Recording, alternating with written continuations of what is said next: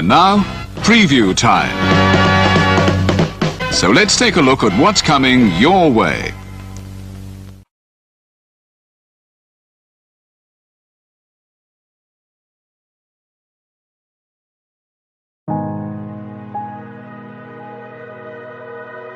Gary Hebert, the man, the myth, the legend.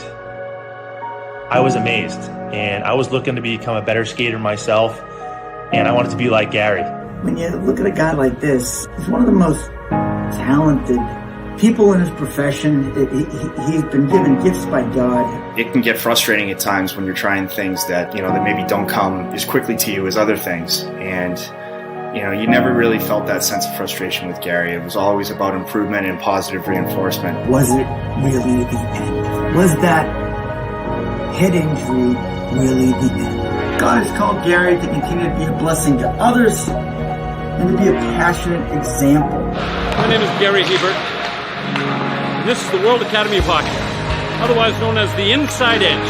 I would recommend anybody that have a chance to come to his hockey school. I think it'd be well worth it. It'd be rewarding to all the kids and anyone he coaches, from whether it's an adult, a professional player, to a little kid like a Mike or a Squirt.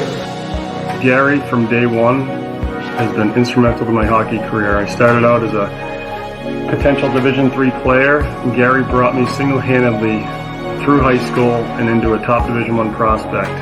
I owe it all to Gary, the biggest legend on and off ice there's ever been. Listen, watch, learn, be confident, and have faith. Those are the answers I was brought to. Yet, I only now am really learning how truly important those 5 things are. Through preparation, through appropriate thoughtfulness and thinking, we can learn to untie the typical knots between our ears that drive us into underachievement and underperformance. And lo and behold, we can learn, I think, to fulfill our God-given potential. Gary has the innate ability to make people not only better players, but better people. The life lessons they learn from Gary are incredible. You can always remember leaving that rink knowing as a player I got better, or I had something to improve on to get better. And I think that's what you excelled on as a coach, is giving us the knowledge to know what we needed to do to get better.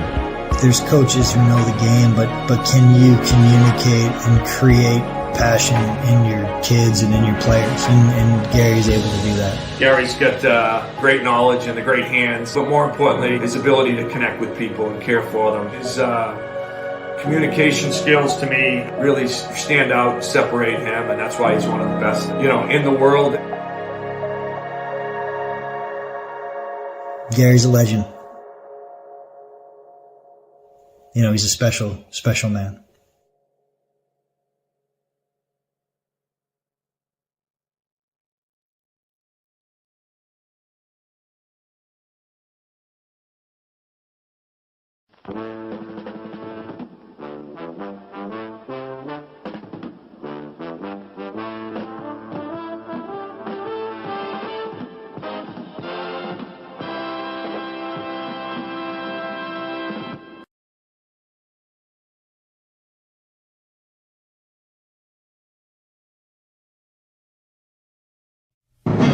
The Jeff Meacham Network's Multiverse of Media. For over 15 years, the recognized symbol of excellence and the standard bearer in coverage of sports and entertainment.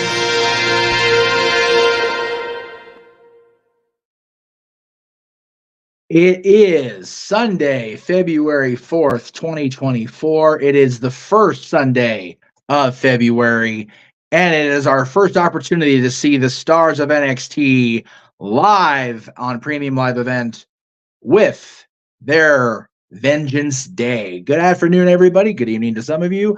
I am, of course, the West Coast Professor Jeff Meacham, the head of the network, if you will. I am joined above me here on screen as Peacock goes live as well with their pre-show shenanigans with the Simple Man Noah Foster, with the Renegade JJ Williams. And boys, I have been looking forward to this. This is one of my favorite times of year. As we all know, it's WrestleMania season. The Royal Rumble was last week. We're approaching that other Super Bowl they talk about in other sports, but that's not important today. What's important today is JJ NXT. Damn it!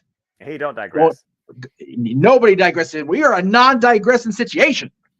Damn right. But JJ, trust the system. We will not digress anymore. Now, no, there's no trusting the system. But you must trust the system, especially Moose.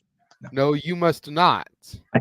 Okay. Even Noah doesn't trust the system. Oh, okay. That only applies to TNA, to be fair.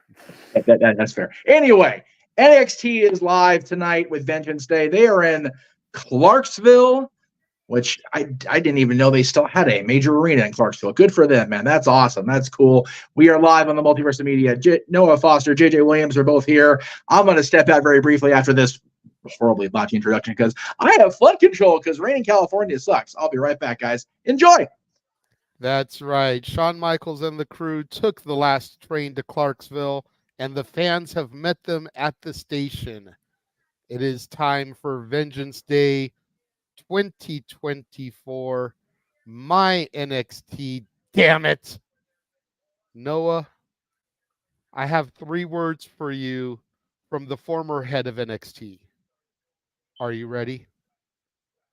Vengeance Day, February, the month of red, blood, violence, revenge to be sought, redemption to be found, unbreakable wills to be tested, and finally a star to be defined. Will we whoop that trick? Is Trick Mellow game back in full effect, or will the czar still reign over the white and gold Umba Singh Bar? There is so much to look forward to.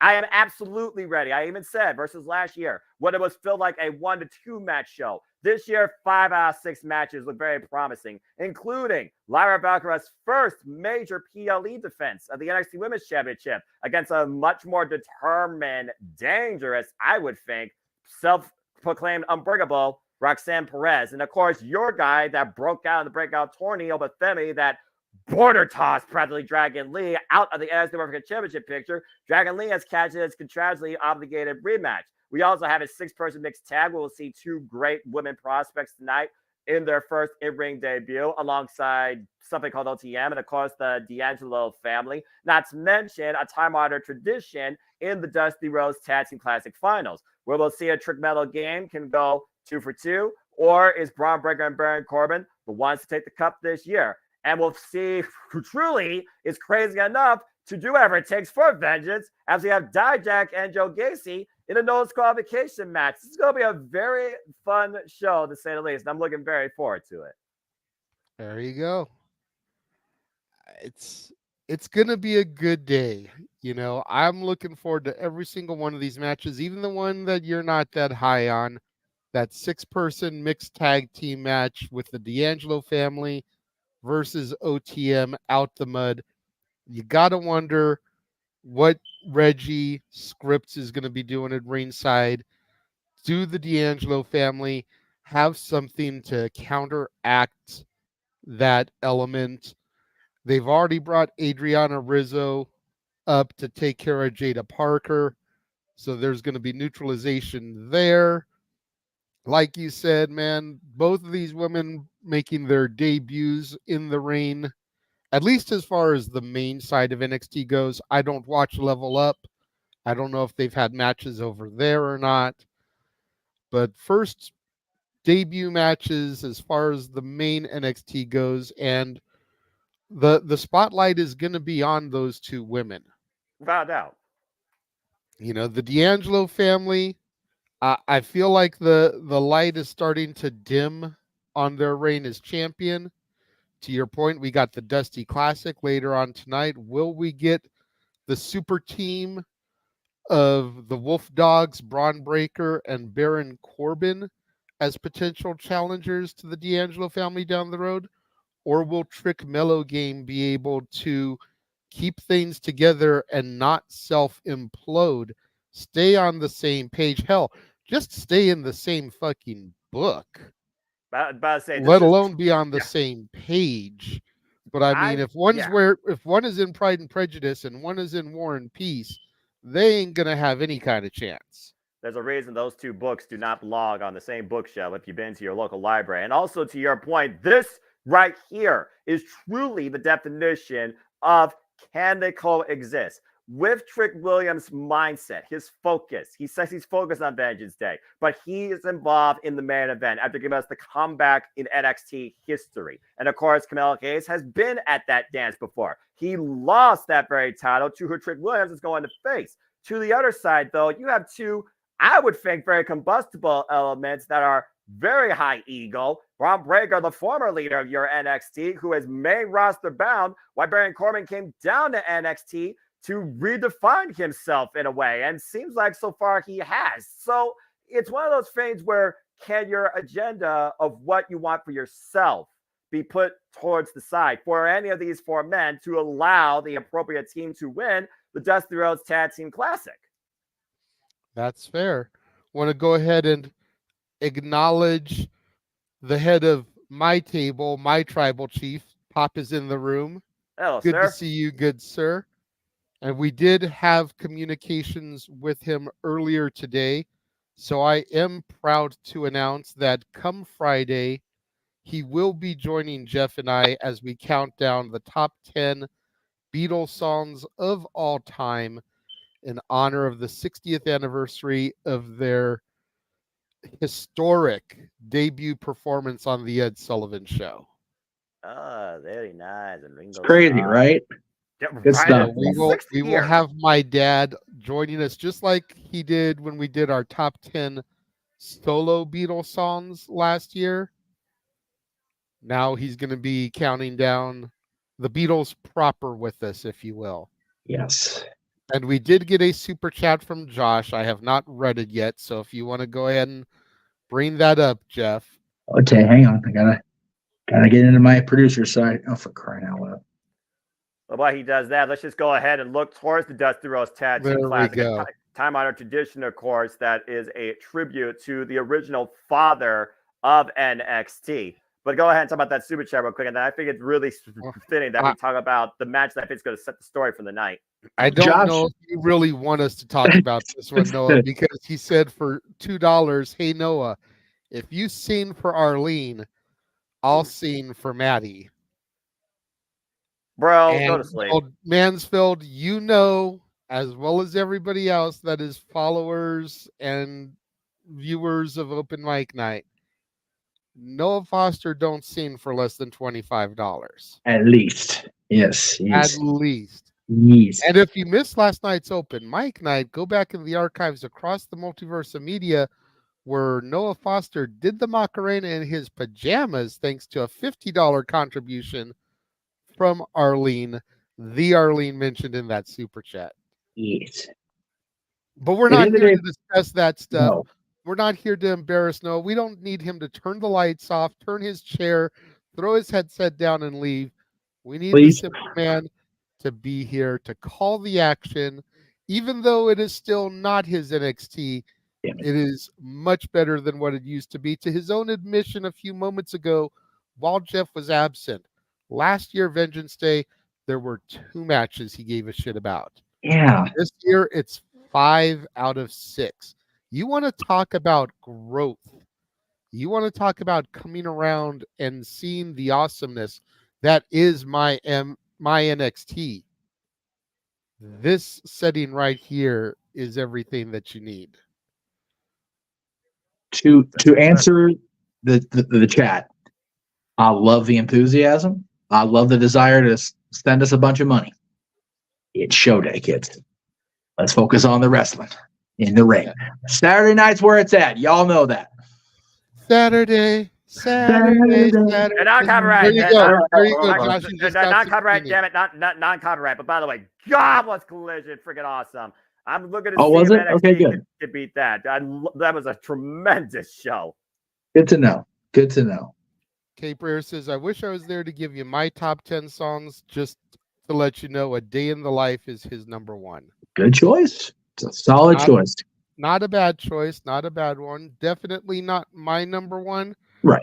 I can guarantee that's not my dad's number 1 either. No. But still a solid choice. Yes. Noah, what is your favorite Beatles song of all time? There's a lot of good hits out there to just be put on the spot and pick like one song. But one song that always sticks out for me that was always one of those that I just ended up like listening to after the work concluded was Hard Day's Night, because there certainly were several of those in my past. That's always one of my go-tos. And I've always enjoyed the beat of that one as well. So I'll just say Hard Day's Night for now off the top of my head. To try and ramble the entire Beatles library on my iPod, you wouldn't be able to talk wrestling for this hour. That's fair. That's fair. And we do need to get back to talking wrestling as we're taking a look at Lyra Valkyria versus Roxanne Perez and the story of these two women, what has brought us to this point. You know, Roxanne has been showing a completely different side of her. And I forget if it was you or Chris on Simply Predicting that made the point, but I think Roxy is gonna maybe go full-blown heel here and embrace the darkness as a result of Cora's injury. Yep, that was You me. know, we're gonna be 9 months without our resident mean girl, and I think Roxy was getting ready to go up to the main roster. Cora was going to do big things in that role on NXT. But now that Cora is injured again, what was she back for, like a month and a half? Maybe. But again, and out for 9 months, they need somebody that can be a solid performer. And as great as Roxanne is, and as much as she deserves, let me say that word again, as much as Roxanne fucking deserves to be on the main roster. Accurate. She is the anchor of the NXT women's division right now, regardless of who holds the 8 pounds of gold. I am looking forward to this. I have liked the idea, that the teasing, the hinting at Roxanne, whatever you like to call her. I know people saw her at different platforms, if you will, but I want to see this come out of her. I want to see this twist on her presentation. I really do. I'm very much looking forward to where they go with it, if they do indeed pull that proverbial trigger tonight. Right. Good to see you, Walter. And Josh right here talking about he's looking forward to it. Well, again, I mean, we talk about Bam all the time in this business. If you're going to keep up, you sometimes need to really put it out there on yourself. She said herself, she's done everything possible in this brand. And she was the happy-go-lucky, great to be here, really enjoying the moment, achieving my dreams. But ever since losing out on the title due to just circumstances of fatigue, anxiety, collapse, and not getting the title back after having a number of attempts and seeing people like Indy Hartwell, like Tiffany Stratton, like Becky Lynch, and like finally to this point, Lyra Valkyria make it to that point that she was at. She feels like that at this point she's been overlooked or pushed over, and she's not going to have any more of that. Tonight, she says that she is unbreakable, and she's willing to do whatever it takes for herself to regain the title she never lost, to have that sort of self-motivation and confidence. When 1 year ago you came in as champion defending against toxic tragedies G.D. Dawn and Jessie Jane, that's a very powerful motivator. And emotion can cause people to do crazy things, as we've seen with Ariana Grace, which really showcased Roxanne as somebody you don't want to piss off. And again, she was taught by Booker T. What's Booker T's philosophy about this business? Chicks and championships. So at the end of the day, if Roxanne wants both, then she has to be willing to go further for herself versus in the people's eyes if she's going to reclaim the title tonight. That's fair. I mean, Walter says everybody has a dark side. Embrace that dark side. And that's a solid point.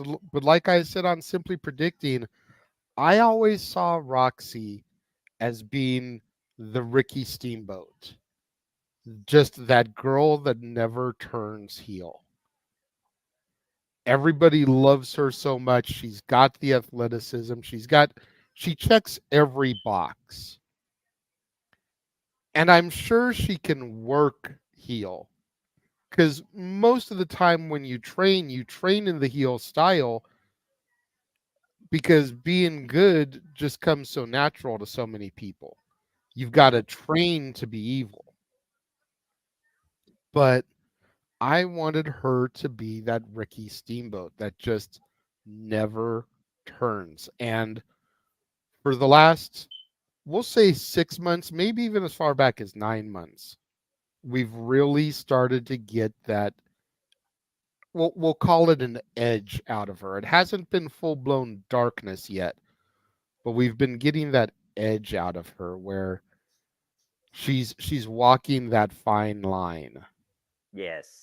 And tonight she might be pushed over the edge in win or defeat to do that. And speaking of win, let's talk about again the champion, because while we look at the challenger, let's look at what the champion has at stake tonight, because the pressure is even more so on Lyra Valkyria. It's her first PLE presentation as champion, and it's also, well, it's not her first defense, it's her biggest defense to date. After being endorsed by somebody she looked at as her idol, as a wee lad across the pond, where the man decided to stand out and put the bet out on herself, became one of the top stars in WWE history. Lyra wished to follow suit, and it was Becky Lynch that forced Lyra to work as hard as she could to finally pass that torch off to her. Remember, Lyra had a huge chance to become champion when it was vacated, but Tiffany Stratton surpassed all expectations and beat her. Lyra has been down on herself ever since, before Rhea Ripley came down and basically told her, show me something, and renewed a hunger. And I think that's what this match comes down to.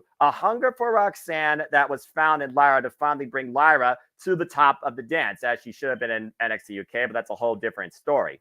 The other thing we got to consider here is Lyra has this unique follower, admirer, support system she may not want in Tatum Paxley. And while Tatum Paxley right now might have the champion's best interests, she could also be one of the biggest distractions that could cost Lyra here tonight. That is also true. So it's a very interesting NXT Women's Championship picture. And I said it once, I'll say it again. You got to remember who was Roxanne's quote-unquote best friend, the mean girl of NXT. And at the end of freaking Iron Survivor Challenge last year, who attacked the champion? Cora Jade. Proverbially, this match, I'll just say it right now as we'll go into a prediction and move on, just to finalize. And again, folks, your predictions still matter, but you got 10 minutes to get them in and finalize them before I close the form. So find the form on my Twitter or YouTube channel or No DQ. Get them done. Here's the thing to take it from Jeff. You got to look at both these women. You got to look at who's made roster bound, whether impromptu later on due to circumstances. And you got to look at the one who could lead this division. Clearly, there is another story in play for Lyra Valkyria in Tatum Paxley, whether she's champion or not. Almost shades of Mickie James and Trish Stratus. For Roxanne, if this was Cora Jade versus Lyra Valkyria, I honestly probably would have picked Cora for this, because I do think Cora's time was to come eventually, just like Tommaso Ciampa's was back in my NXT. But Roxanne is out here to prove a point, but I don't think, to your point, she's ready to do whatever it takes. She's going to give us more than usual, but at the end of the day, I don't think she could take the Valkyrie off her perch. I have Lyra retaining. So, JJ, your closing thoughts regarding this? I agree. I mean, I definitely still have Lyra retaining, but it's going to be a great match. I'm just gonna be simple about it. Simple as that. It's arguably could be the match of the night. There's a couple of different matches that I feel that about. Yeah.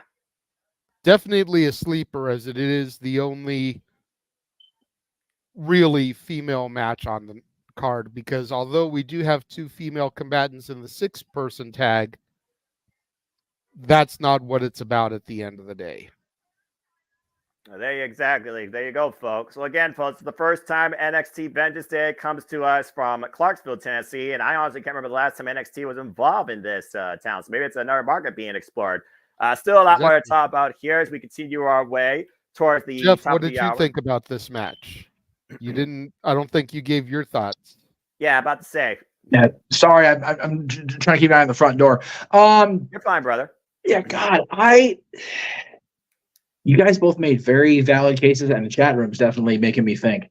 I can't see my face. So I noticed that I'm like, this damn. I love the classic look because you get the people's thing, but it's like you can't see me. I'm not here. Hello. That's why I don't use the classic one. That's fair. That's fair. We'll put it back. You're good. You're right. I just like the way it looks, but it's all good. You're absolutely right. Especially when we have this going. I'm curious how Tatum's going to be involved. That's my thing with this. Is what will Tatum Paxley's influence be on this match? Will she continue her seeming adoration for Lyra, or is it one of those Mickie James situations that she ends up getting rejected enough where she snaps and helps Roxanne become champion, and maybe Tatum and Roxanne have this partnership while Cora heals up. Lots of possibilities. Like we talked about last night, there are so many possibilities coming out of the majority of stories within WWE right now. That includes NXT. A lot of cool things can happen tonight, and this is one of them that has not just one thing or the other. This is a multiple choice situation. I absolutely love it. Well, since we talked about the women here, let's go ahead and discuss the only other match where there's women involved, and let's go ahead and get Noah's rant and diatribe out of the way so that when we get to the match itself, he can be professional. Okay. Person tag match between the D'Angelo family and OTM out the mud, or as Noah calls them, the GTA rejects. You've got OTM here looking to prove a point. They're looking to really start to plant their roots in NXT. They've been around for a few months. They've had a few matches, but they haven't really been able to get any solid momentum going. The current addition of Jada Parker could very well be that final piece of the puzzle that they've needed to begin getting taken seriously. Right. Then you've got the D'Angelo family. Tony D'Angelo, one of the 2.0 Rainbow Bright day ones. You've got Channing Stacks Lorenzo, who, if I'm being real, is the one guy that's made Tony D'Angelo fucking tolerable. Because when I first started watching 2.0, I could give fuck all about the family. Yeah. Oof. But Channing Stacks Lorenzo very much has made it entertaining. He's the Joe Pesci to Tony D'Angelo's Robert De Niro. Even I understand that. He's the wise guy. He's the smart ass. He's the enforcer. He's the guy that all eyes truly are on while Tony D calls the shots. But does Tony D really call the shots? Because then you've got Adriana Rizzo making her in-ring debut. She's been around for about a month or so, handling business for the family. And the rumor is like, whenever you needed something handled, you called Rizzo. And Rizzo came in and she took care of shit. So it's going to be, my eyes are definitely on Rizzo and Jada Parker in this. But it's all about the establishment in the family, being able to hold down their dominance, and two guys from the streets trying to come out of the gutter, out of the mud, and plant their roots and prove that they have a place and they belong here. Considering this is non-title, I think I picked the family, but I'm starting to change my opinion here. Yeah. I'm gonna go with OTM on this one, Noah. Officially.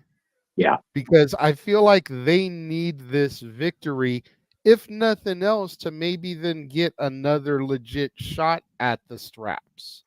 Because the D'Angelo family, again, with the exception of the little hiccup that they had with Chase U taking the straps, have been dominant for a minute, and they're about ready to move those straps to somebody else. Whether Braun and Corbin get a title shot coming off the Dusty Cup or Trick Mello, both Mello and Braun are teasing main roster call-ups. So I don't see them being full-blown tag team champions. Right. But OTM are going to be around my NXT for a minute. True. I could see them becoming champions at something like Stand and Deliver. So There you go. Officially changed my pick to OTM, Noah. I'm just gonna look. I tonight it's about the wrestlers, like Jeff alluded to. It's about NXT. I'm not gonna diatribe. I'm not gonna rant. I'm gonna keep this thing flowing smoothly as I usually do, under the brightest lights and the simplest form of suits. But again, you don't mess with the family. I'm still thinking that the D'Angelo family are gonna get their revenge, and why they won't whack OTM, they'll make sure that they're left wasted. Because at the end of the day, this comes down to a disruption at their establishment, and you show us disrespect, you're going to get what's coming to you. So that's the way I see this. I'm still saying the D'Angelo family wins. Because at the end of the day, there still is the Dusty Rhodes Tag Team Classic you got to consider. Because whoever wins that, they are going to have a guaranteed shot at the Tag Team Champions. And I could see either of those teams, which again, to Jeff's point, is why it's such a polarizing thing. I see either of those teams challenging the champions, particularly at Stand Deliver. And since Roadblock has not been made official yet by Ava Rain, I'm not even considering right now Roadblock for the tag champs. I think that they can continue with this OTM picture debacle with the women, particularly, which what this really is about. And OTM, they could do something else. So I just think that the family's going to continue this because I do think it is stale. But at the end of the day, you disrespect the champs, you disrespect the establishment, you're going to get what's coming here. So I'm just going with the family here, and I think this is literally a bump in their clear road, where after this it will be business as usual. I'm still going with the D'Angelo family. Noah. Let me ask you this, Noah, and then Jeff can give his thoughts on this. How do you neutralize scripts then?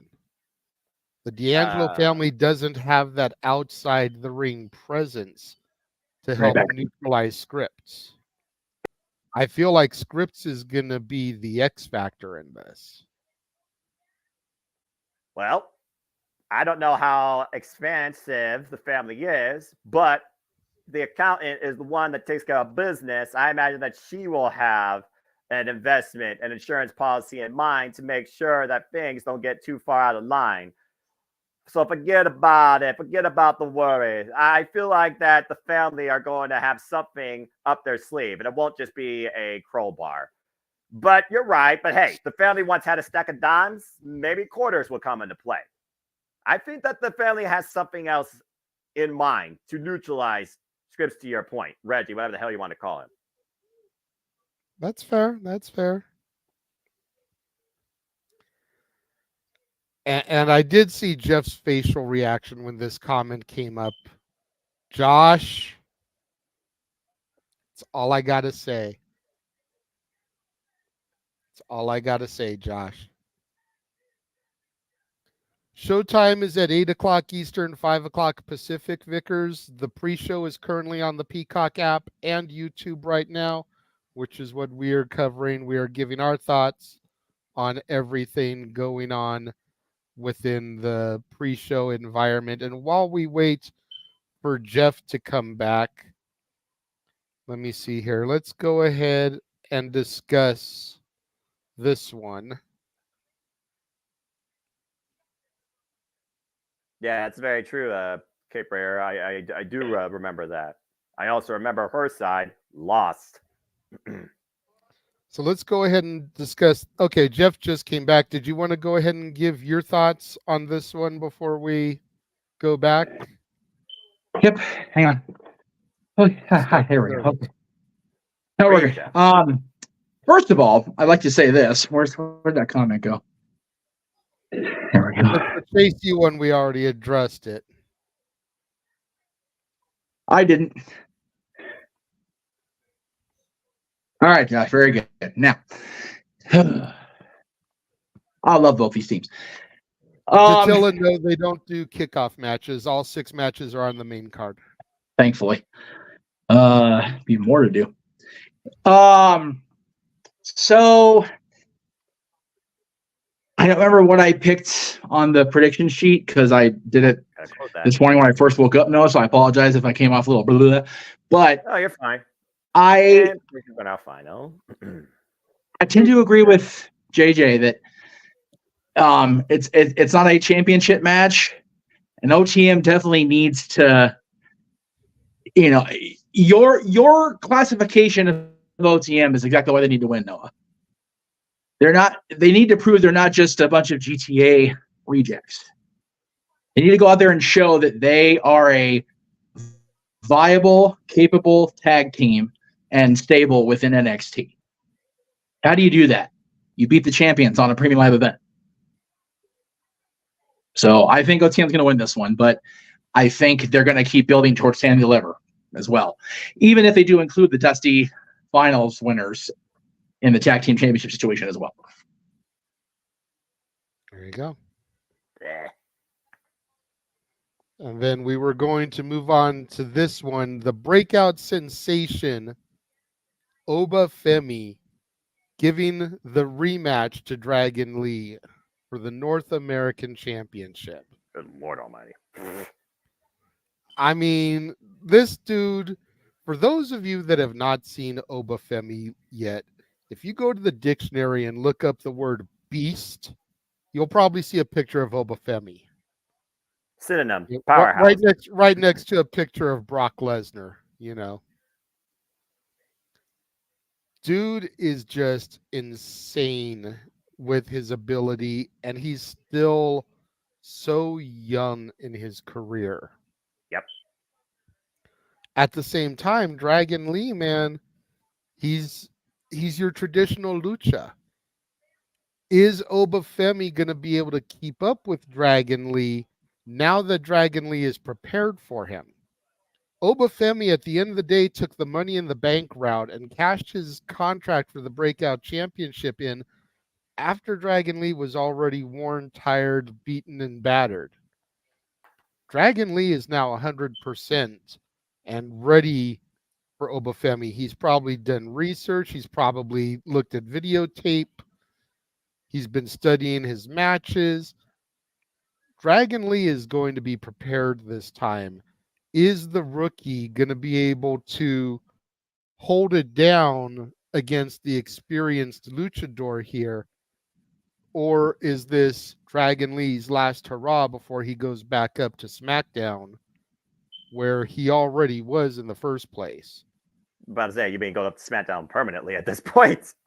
Yeah, it's like he was up there. He basically became the, in case of emergency, break glass. Accurate. So, Noah? It's one of those scenarios that kind of goes back to what you were trying to point out about the six-person mixed tag. For Oba Femi to be an established force versus just big guy that does big guy things, he has to beat somebody that exceeds experience, accolades, and will make him look like a star in creation. Dragon Lee is definitely one of those individuals. Again, former multiple-time IWGP Junior Heavyweight Champion, former NXT North American Champion, one of the best luchadors, high flyers, speed demons this generation. Former NXT North American Champion, and to your point, it was a surprise factor that came into play. So Oba Femi truly has not been tested yet in your NXT. He's only been showcased. In fact, he faced Dragon Lee with the breakout horny contract in play in a bout that went less than 2 minutes after Dragon Lee beat Lexus King. So tonight is a proving ground for Oba Femi. Dragon Lee is a guy that already had the title, but he's out to truly see what Oba Femi is made of. It's truly a match of speed versus power. A very simple dynamic that you don't need a W2K video game to explain to you. And it's not as one-dimensional as people would think, where it's like, okay, power catches him, plants him in the mat, game over. I don't think it's going to be that simple. But when you look at Dragon Lee's current tenure in WWE and what might be ahead for him, I don't think NXT is in the future plans. So I do think Oba Femi has to go over here. So I think the champ does retain. And he sets a statement for those that wish to oppose him and think that he's just a big guy that can throw you around. I can be as agile as Jacob Fatu if you mess with me the wrong way. Because I do think he has that build and that potential. But I think Oba retains here, and it won't be easy. Yeah, I definitely feel Oba is going to retain as well. Dragon Lee is going to go back up to the main roster, possibly get reinserted into the LWO versus Legado del Fantasma storyline that's going on SmackDown. And Cape Rare, I see your comment here. You compare Obafemi to Mark Henry. I've said it 100 times now, I feel. I compare him to rookie Big E Langston. Yep. Yeah, I agree with that. He's got that speed and he's got that build. Mark Henry was truly the world's strongest man, but he did not have the speed behind him. This guy actually is agile. And to have power and agility together is a very dangerous and a very unique combination that very few men of his build has had. Again, Jacob Fatu, Keith Lee, Big E Langston. He's a unique hybrid beast of performance, to say the least. Jeff, what are your thoughts on this one? Short and simple. I said it when he won the breakout tournament. I said it when he cashed in the contract and became North American champion. With all respect to people that don't like the proliferation of F words, Obafemi's a bad motherfucker. Accurate.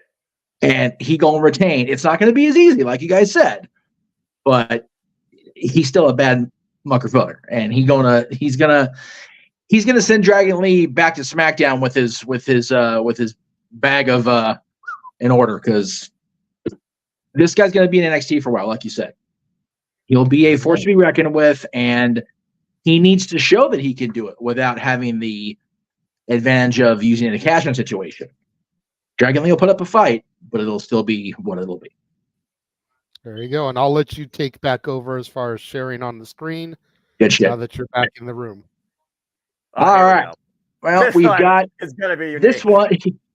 This one's just like, okay. I'm not full admission. I have not been watching, unfortunately, NXT close enough to really know where this build came from. So I will definitely turn it over to the two of you. But on paper, this looks like, if anybody thought Joe Gacy wasn't going to be as crazy without his faction behind him, y'all was wrong, because he can mess up with Dijak. Bad idea. But take it away. Yeah. Joe Gacy has been on a whole other level since the schism tree was chopped down to its roots. As we all know, the dyad, the grizzled young vets, are now over in TNA Wrestling, up 1-0 in the best of 3 series over ABC. Yes. Ava Rain is now the general manager of NXT. And then there's Joe Gacy. And he's just been floating around. And I think the dissolving of the schism tree really kind of sent him over the edge. He's gone even more crazy, if that is possible, in recent weeks and months. And here I thought before he was insane in the membrane. Continue. I mean, dude has been trying to go 1-on-3 with Gallus. Yeah, like, what the hell, Joe?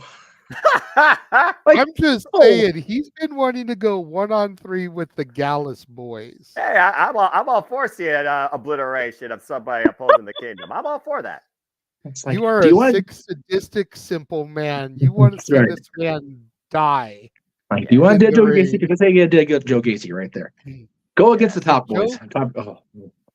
I feel like, and this goes back to what we've just said about Obafemi and about Out the Mud. Dijak was on the main roster. Dijak came back down. I feel like Dijak, and to a certain extent, Baron Corbin, and we'll get to him in a minute. Oh, yeah. I feel like they are guys that are here to kind of be that measuring stick to see if the NXT regulars are ready to take that next step. Fair. Joe Gacy needs this victory more than Dijak does. You know, what happens to Joe Gacy mentally if he loses to Dijak here. He asked for more.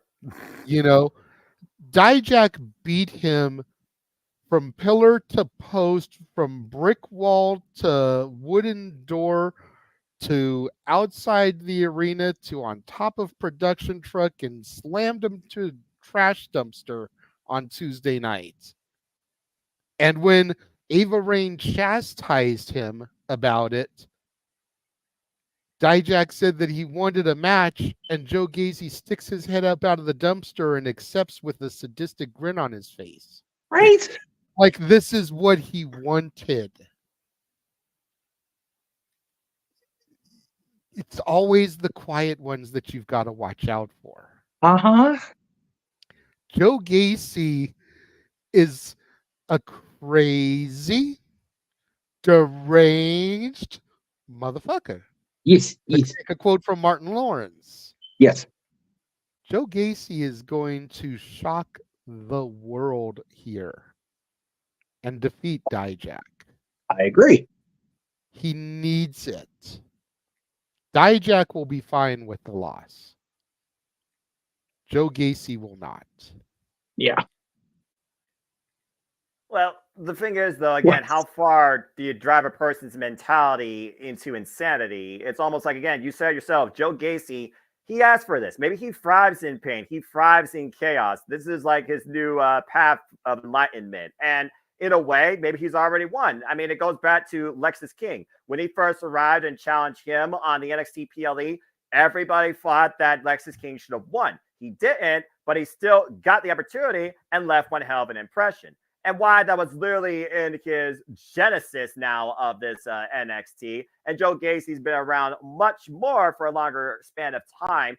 I think that Dijak is overdue for a moment. I get what you're saying. He did come back from the other roster back when they didn't know what to do with him. And he's redefined himself as this bearer of justice and a force to be reckoned with. It was this time last year that he came this close with a broken finger, might I add, literally defrauding Wes Lee for the NXT North American Championship. He's already spoken verbatim on the Twix about how much he appreciates the hardworking men and women and the environment of this NXT. He is one of NXT's longest but big key players, big time match performers. And after falling short against Eddie Thorpe in NXT Underground and falling short against D'Angelo in a street fight, every bout, every fight, every obstacle, every circumstance you put in Dijak's way, he's put the other guy over. In this case, Joe Gacy, he's going over in the presentation because it's no disqualification. This crazy motherfucker is going to endure everything and for everything he can against Dijak. We're going to feast our eyes on a human karmic, and I can't wait to see it. So I think Dijak is going to shut Gacy up with a sadistic smile, and he's going to ask for it probably, and get the win. I think Dijak's going to surprise us more than Gacy in the result, but it still be Gacy that will be preserved in defeat. I'm going with Dijak. It is no disqualification, so keep that in mind. Joe Gacy can find ways to get around the physical brutality that will be unleashed on himself. Exactly. Think about the stipulation. This goes into what Joe Gacy wants. He's already won. He's gotten the match. He's crazy, but I'm here for it. I love it. I respect crazy. I respect craziness when it actually leads to something promising. Well, Jay, you know what I found crazy? Talking about leading to something promising. The tag team of Baron Corbin and Braun Breaker. And here they are in the Dusty Rhodes Tag Team Classic Finals against Trick and Mello. I don't find them in that pairing crazy. There's just something about them that works so good. The Wolf Dogs. Yeah. You know, again, Baron Corbin been around for a minute. Been around WWE, NXT main roster, former King of the Ring, former United States champion. Mr. Money in the Bank. About 532 failed gimmicks. But you know, that is what it is. Yeah, we don't And talk who about single-handedly turned a young Dylan's allegiances from Kofi Kingston to the Lone Wolf. And then had to apologize for it. Didn't have to. Didn't have to. I didn't ask. He did it out of the goodness of his dark heart. And then you got the Steiner son. Yeah. You know, and arguably, to take a phrase from one of the other companies, one of the 4 pillars of my NXT. That I will agree with. You know, the upside for Bronathan Breakerth is so big. He's got such a huge upside to him. And then you've got the Trick Mello game. And the fact that they've been walking the story for God knows how long about who attacked Trick. How do you know when it's your time to branch out and take your own shot? Do we get the reveal here tonight, finally, to set up, stand, and deliver? Do we hold off on the reveal to roadblock, if that becomes a thing? That was March 7th of last year. Yes. So in theory, we would be looking at probably the 5th of this year if they're going to do it. Oh, Lord, that's a revolution. Right? But I feel like the Wolf Dogs, the unlikely pairing here, are the odds-on favorite. It's true. And it's weird to say that. Because if you just looked at this image with no context, you'd go for Trick Mello all day, every day. Because it's such a strange bedfellows pairing on the surface of Corbin and Braun. But when you watch everything develop and you go back to seeing Corbin approach Braun, proposition this, because nobody else was knocking down Braun's door. And then you look at them making it to the finals. Realistically, who could stand in their way?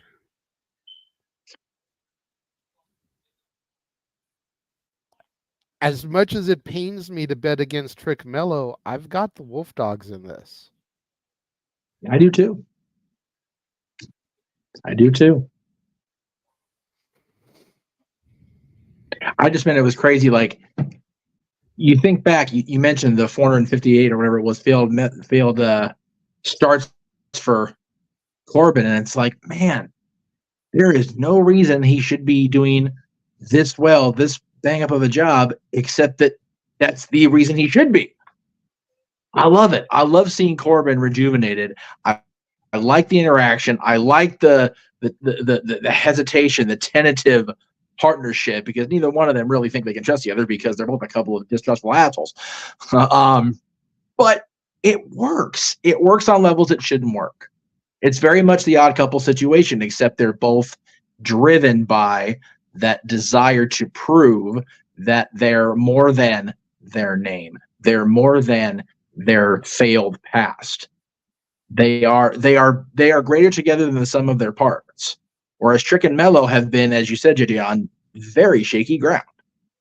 Coming out of last year's Stand and Deliver, when Mello ascended to that spot, it's been a very slow burn, which I know you and I both love, long-term storytelling. But since Stand and Deliver last year, it's been one of those, we've been waiting. Like, when is it going to happen? When is Trick finally going to go, I've had enough of this? Or has Trick been playing us all along? I speculated in the very beginning that Trick faked the attack. Yes. Because all of the spotlight has been on Mello for all this time. And ever since the attack, who really grew into their own superstar? Trick Williams. Mr. Williams, yeah. So did Trick fake the assault to get his own career over? You look at everything Trick has accomplished since that day. He became North American champion for a few days. He won the Iron Survivor Challenge. He's getting his title match against Ilya Dragunov tonight. And he's in the finals for the Dusty Cup. Trick had close to 15,000 people chanting "Whoop that trick" on Friday Night SmackDown. He did. I don't want to hear a fucking word about nobody watches my NXT. Yeah, seriously. 15,000 people chanting "Whoop that trick." Right. That may not sound a lot in the grand scheme of things when you think about the billions of people on this planet. But if a sold-out SmackDown is chanting "Whoop that trick," there's something to be said here. No, I agree. Trick has morphed into the superstar that he wanted to be since that attack. And Mello been trying to push the fact and the narrative that Ilya was behind it because he knows the eyes are on him. It was me all along, Mello. I did it to myself to make you suffer.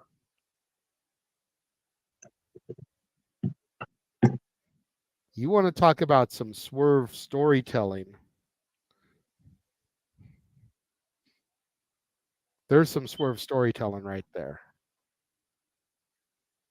I love that. And I want so bad to see it. And it's one of those, you've got this, which I agree the War Dogs win here, but then the question, it begs the question, what will happen in our main event tonight? Because sorry, Noah, do you have anything to add about this one before we move to the main event? Yes. It basically coincides with the main event because I'm telling you, this is going to be the story of the night. So just go ahead and put up the graphic. That's the most important match of the night here, in my opinion, please. And then I will start talking if you want me to. It's one of those, what do you do? Yeah. How do you lay out the finish of the Dusty Tag Team Finals? And how does that lead to Trick challenging Ilya tonight?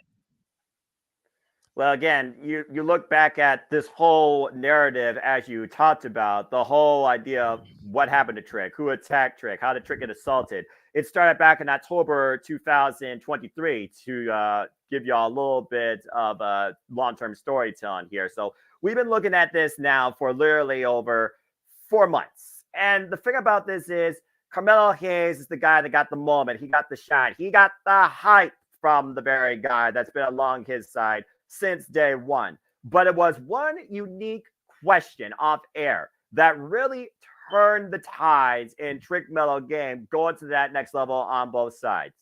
John Cena, when did you know that your time was now? Ever since then, Trick has been putting out the pressure, the chance, the bet, the proof on him. You think about the added factor here of the NXT Championship, but the added party, Ilya Dragunov. Who took Trick Williams to that next level? It was Ilya Dragunov last year at NXT Heatwave, the match of the show.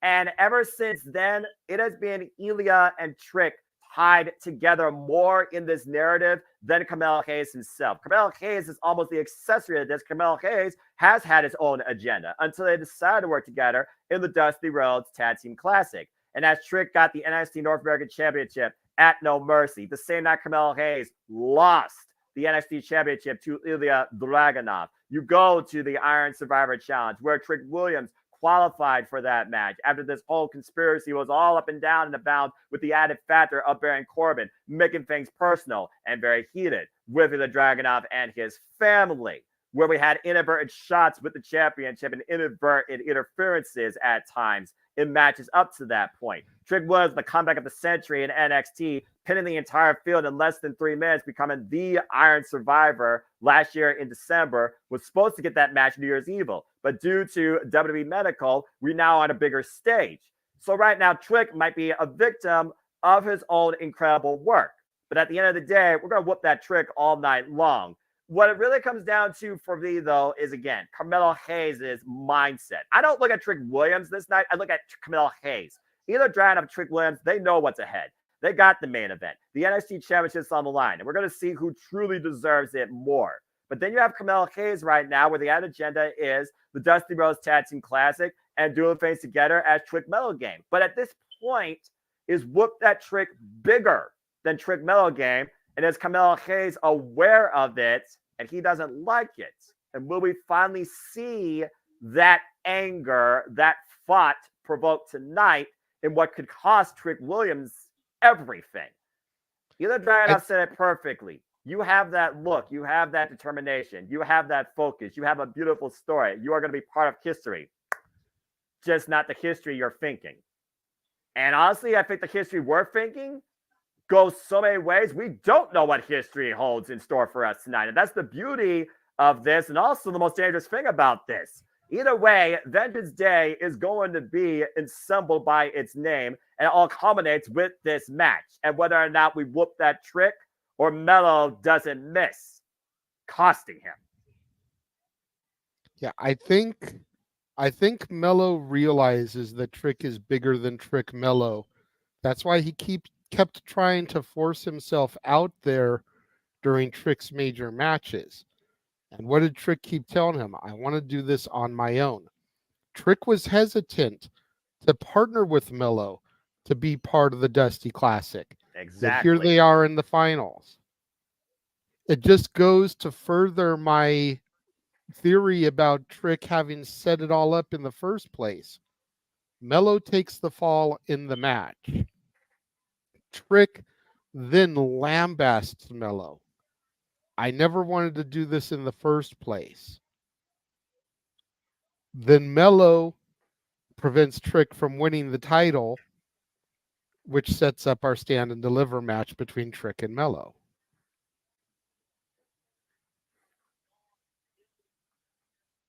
But Ilya retains. I believe Ilya retains too, but this is my thing.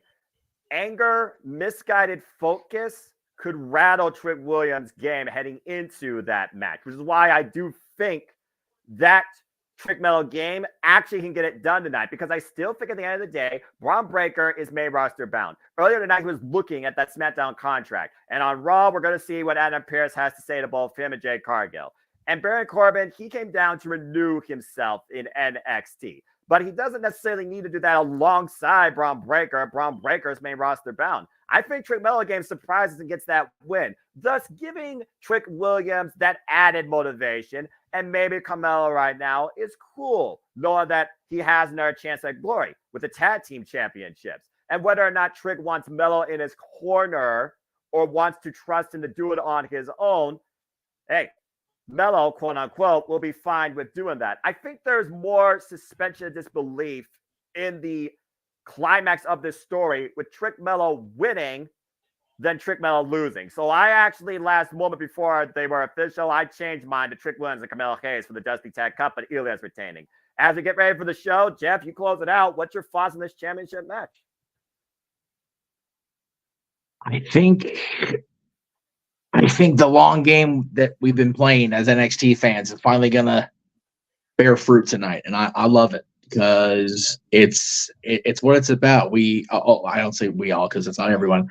A lot of us old school fans bitch about not having storylines play out over anything longer than 30 days or a month or whatever it is. Man, this has been playing out for a long time, and I am looking forward to it really kicking off tonight and standing and delivering the morning of WrestleMania Saturday. I'm here for it, man. It's money. It's friggin' money.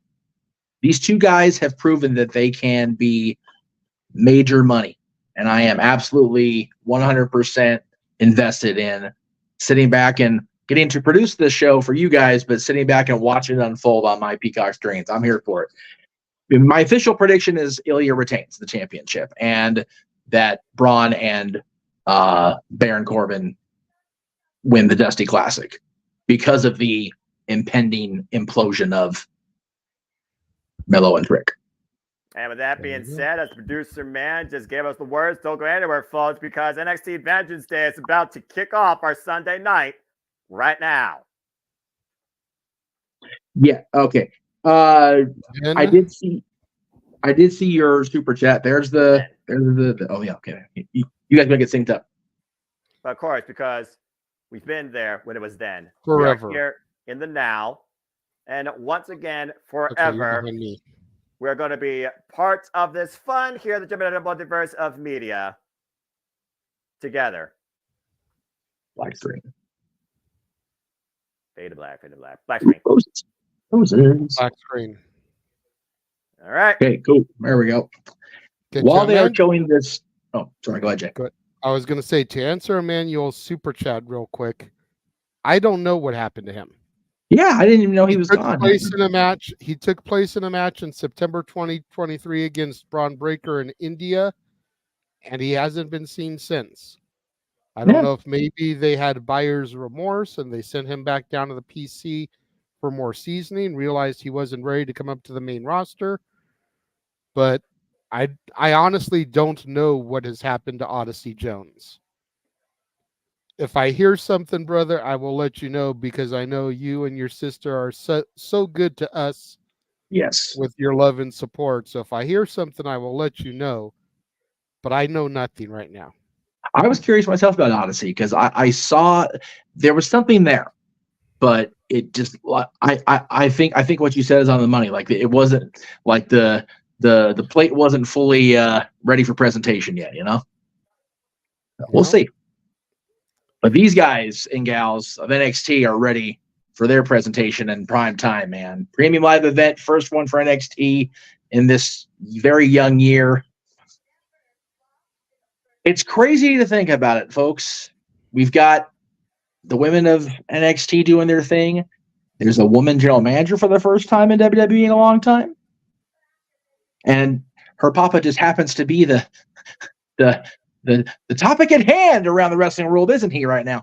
Yeah, the selfish, cold-blooded, arrogant, egomaniacal son of a bitch who stole the story from the American Nightmare, if you believe what's being presented out there in the dirt sheets. Yes, not just the dirt sheets, man. Twitter, like I said, we're gonna stay positive, but Twitter, breathe, y'all. It's okay. It's okay. There's a reason I was in the mood last night when I was. Whenever it comes to a social media driven conversation, I'm just like, nah.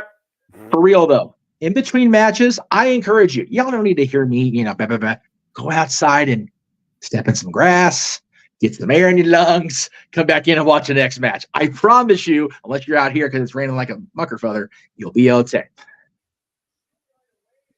Goodness gracious. Again, people are quick to overreact. And again, I do wonder if Camille Hayes has been overreacting with the rise of Trick Williams as of late. I am still very much looking forward to it. It's these matches involving Trick and Mello and Ilya Dragunov and Baron and Braun are just have my focus, man. That final shot just told us everything. That's the story of the night. Yep. Mello over Trick's shoulder. NXT proudly presents Vengeance Day. From Clarksville, Tennessee, Virgin, here at the Championship Multiverse of Media. Welcome to the first NXT Premium of 2024. Another stop on the road to WrestleMania, where everybody seeks one thing, and that is to achieve their Vengeance Day. Hello, everybody, and welcome once again to the Championship Multiverse Media Live Event. You know what this is. I am the simple man, the simple brand, the voice of JMN, forever great professional wrestling, and this NXT far better than what it used to be, damn it.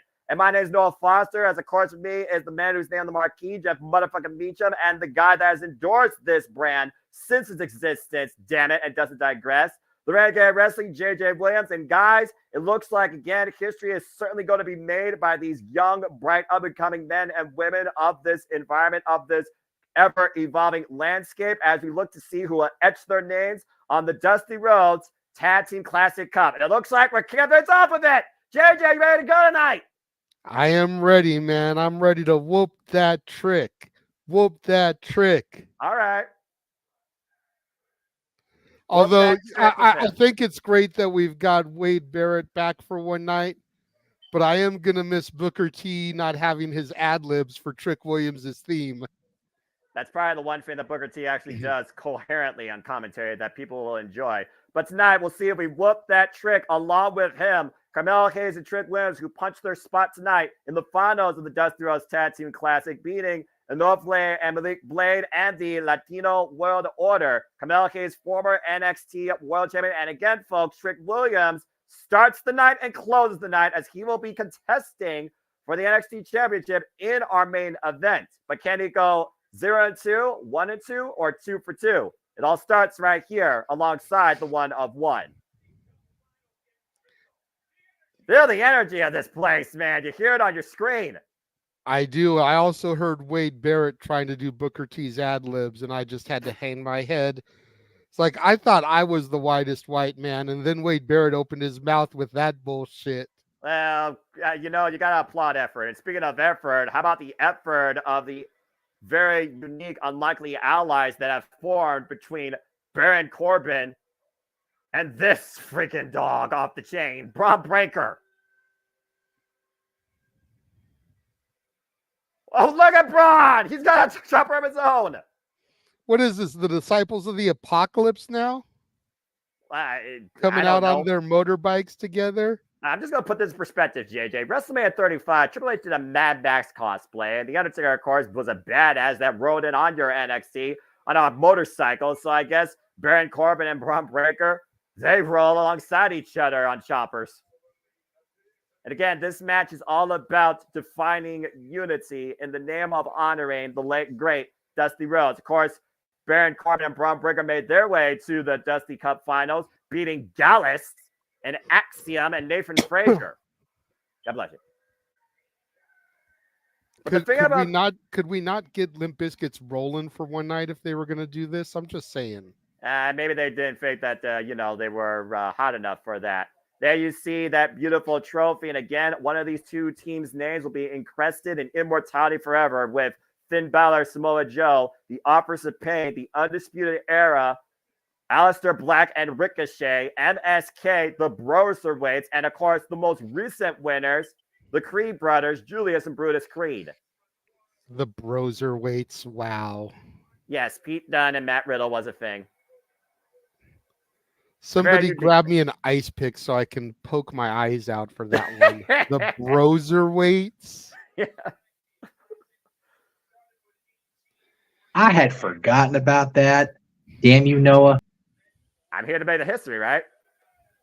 Bell reigns, we are underway. Again, the winner, of course, will not only etch their name, they will get a guaranteed future shot at the NXT Tag Team Championships. Look at all those people with signs that say asshole section. I mean, technically it says a-hole section, but we know what they're saying. Like, come on.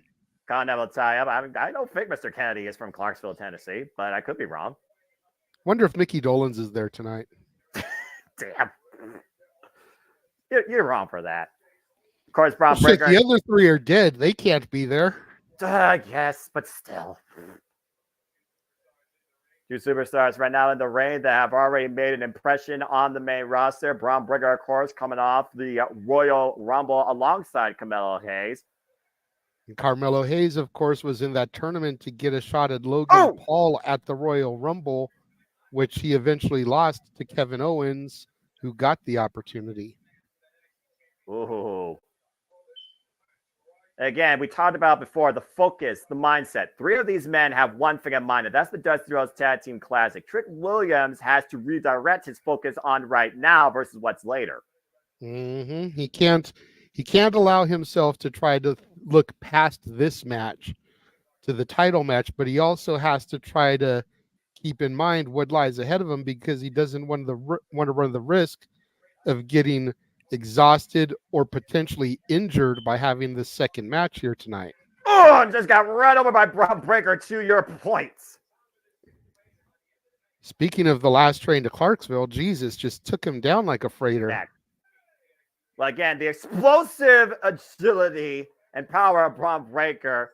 Again, literally generational talent. He's a Steiner, folks. And yes, he did do Steiner map during the pre-show. I did not want to acknowledge it, but damn it. Some things are just, go with the family. And right, all four men just squaring off inside the ring. Carmelo Hayes and Braun Breaker, Trick Williamson's Baron Corbin up and over. Trick Milligan controls the ring in the early going.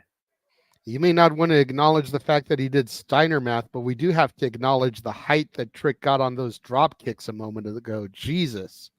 Yeah, give Kazuchika Okada and Nick Nemeth a run for their money as far as who's got the best dropkick in the business. That'd be a great topic for open mic night. Trick trying to egg the opposition to get back in the ring. He's feeling it right now. Baron Corbin sliding in. Trick Williams catching him, though, beating him to the punch, and Trick Williams following up. Beautiful net breaker, float through. Here's the cover, hook of the legs. Gets a 1 count.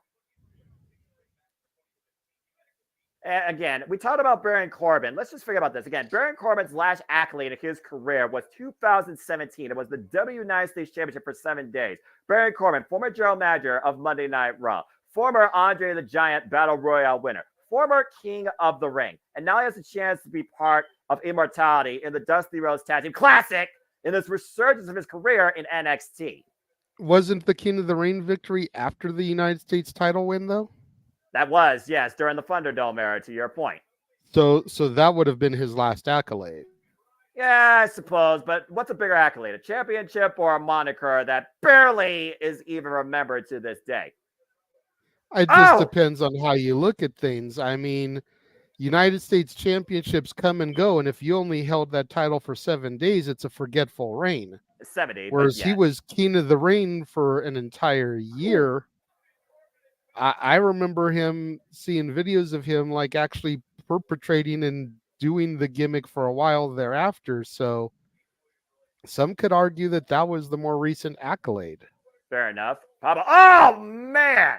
Caught Bob Breaker with that pop-up uppercut. Baron Corbin by Trick Williams. Death Valley driver. Carmelo Hayes off the second. Catches him with the flying clothesline.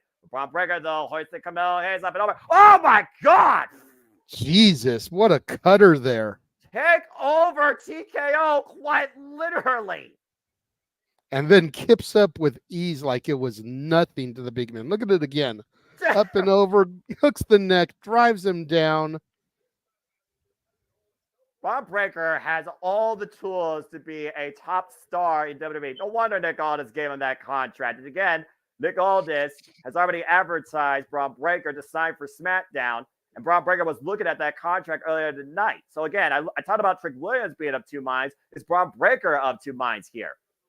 Well, Braun Breaker still has to go on Monday night and see what Adam Pearce has to offer him, as does Jade Cargill. But Jesus, Corbin turning Mello inside out there. Inside out and upside down. And right now, Carmelo Hayes is looking for the tag and probably looking for Brett back in his lungs. Baron Corbin, also previous challenger to the NXT Championship. Of course, the Dragunov will be defending that against Trick Williams in our main event. Baron Corbin faced Ilya Dragunov for that title last year at Deadline and made it extremely personal, added more fuel to the fire among this Trick Mello game of possible controversy. That's a fair enough point to the producer man in the chat room. Looks like Obafemi isn't the only bad motherfucker in Clarksville tonight. Breaker and Corbin are on it tonight. Yeah, they definitely have their sights set on winning this. Power and aggression on full display right now. Rocking Trick Mello game. Baron Corbin taking advantage of Carmelo Hayes. Tad to Braun Breaker now. Braun Breaker squaring up. And, big body shot. Follow-up shot. And then an elbow to the neck there. We're wearing down Carmelo Hayes right now. And in a way, though, this is good for Trick Williams because, like you said, he's not exerting a lot of energy. He's not heavily physically involved. But I do wonder how much does Trick Williams want this as well tonight. I got to wonder if both are equally as important, especially when you consider how long he's been rolling alongside Carmelo Hayes. Braun Breaker a little bit caught off guard on the ropes there and flies through Carmelo Hayes in the clothesline. Here's a cover. Is that enough here? 2 count only. Was a little botch on Braun's behalf there. I was saying, did his arm get tied up in the rope? And you see Braun right now showing the scars of battle. Let's take a look at this again, though. Watch this clothesline. Yeah. Boom! That's a lariat because that ran through him. Carmelo Hayes didn't walk into that. No. It looked like Braun hit the middle rope instead of hitting the top rope square because the way his head and neck went under the top rope. Oof. Huge suplex, though. Float over in the cover. All right. Shades of his Uncle Scotty with the push-ups there.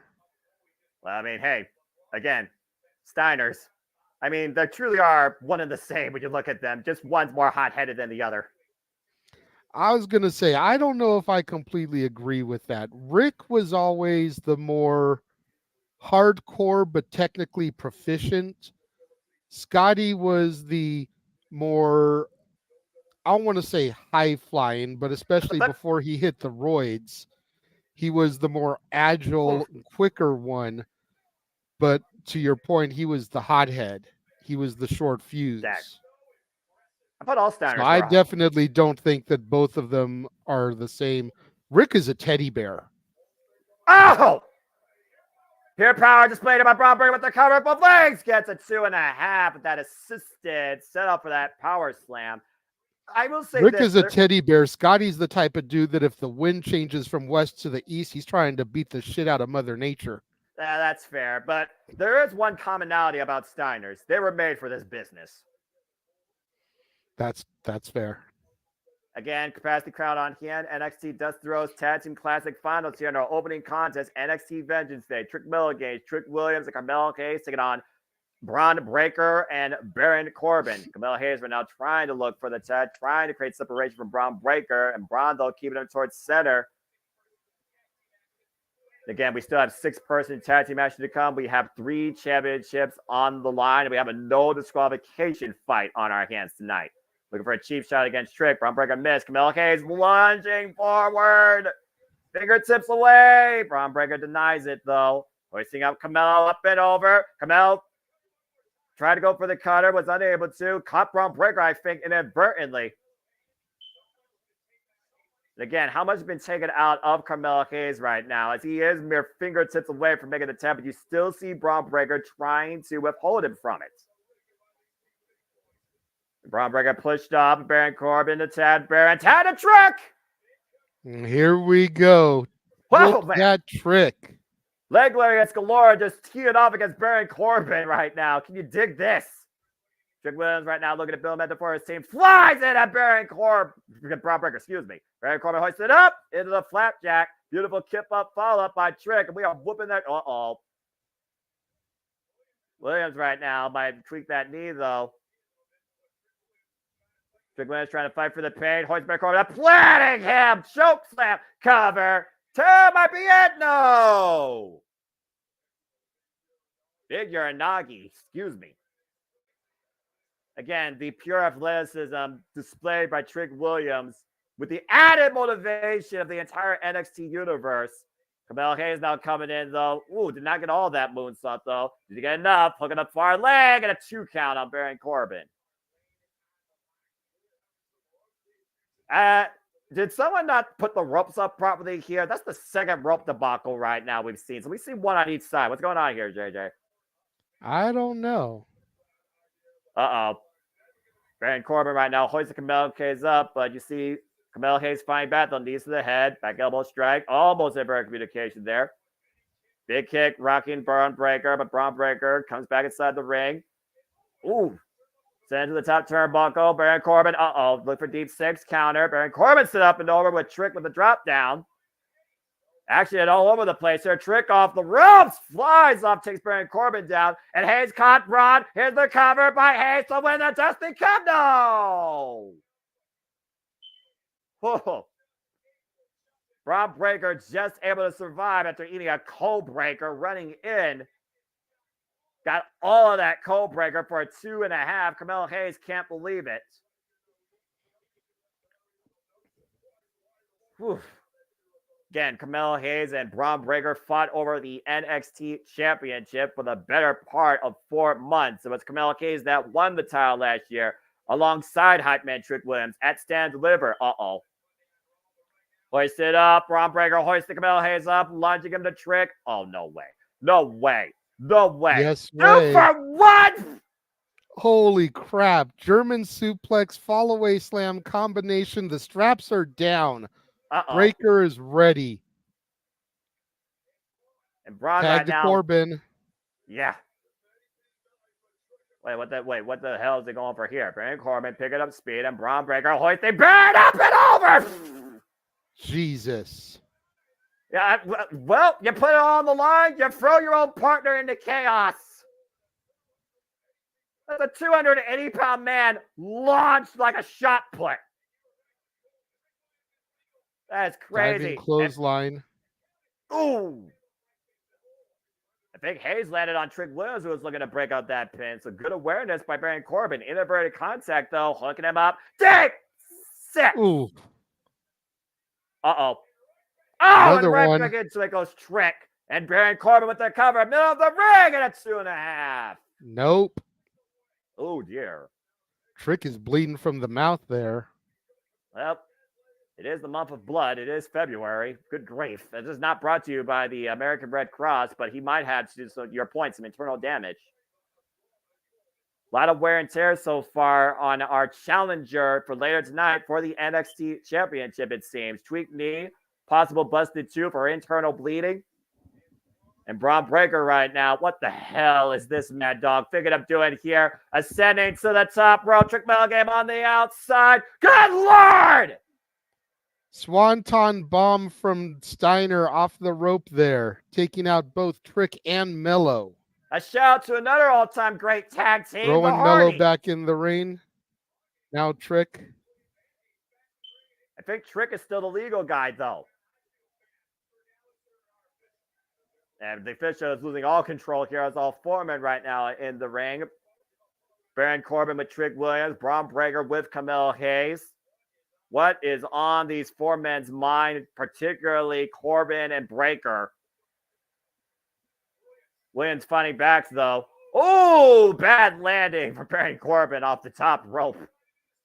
And Mel Hayes right now trying to fight off Braun, hoisting him up and taking him down to the mat. Oh, wait a minute. This could be it for Mello, looking for nothing but net. And Baron Corbin caught him coming in. Hooking him up for an Corbin caught. Whoa!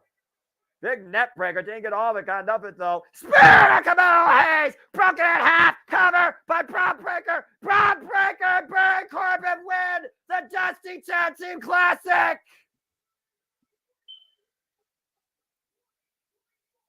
Just like that.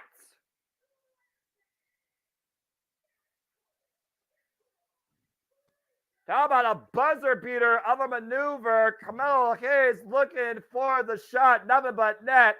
Inadvertently, Baron Corbin was able to scout that and prevent it. Messy net breaker, though, by Trick takes Baron out of play, but clears the way for Braun Breaker to spear Camille Hayes and hook both legs. And Braun Breaker and Baron Corbin have won the Dusty Rhodes Tag Team Classic. Trick Mello game loss. And Camille Hayes ate the pin. Inadvertently, you could say Trick Williams cost his boy there. Because he didn't have enough time to come in to break up the pin, JJ.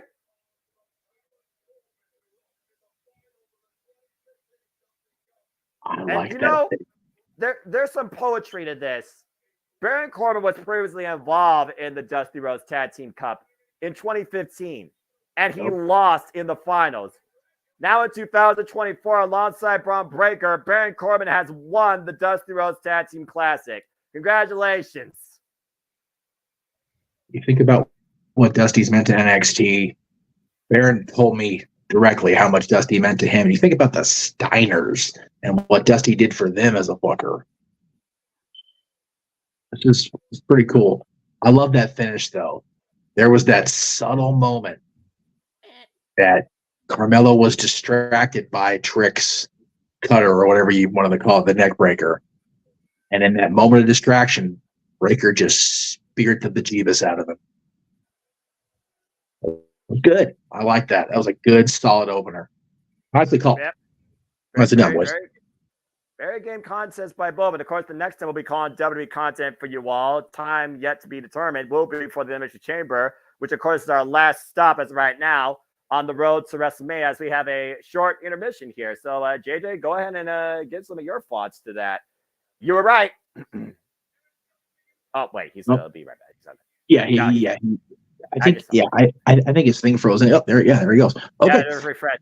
But yeah, Jeff, again, to your point, you talk about yourself, the resurgence of Baron Corbin's career. Previously a finalist participant in the Dusty Rhodes Tag Team Classic.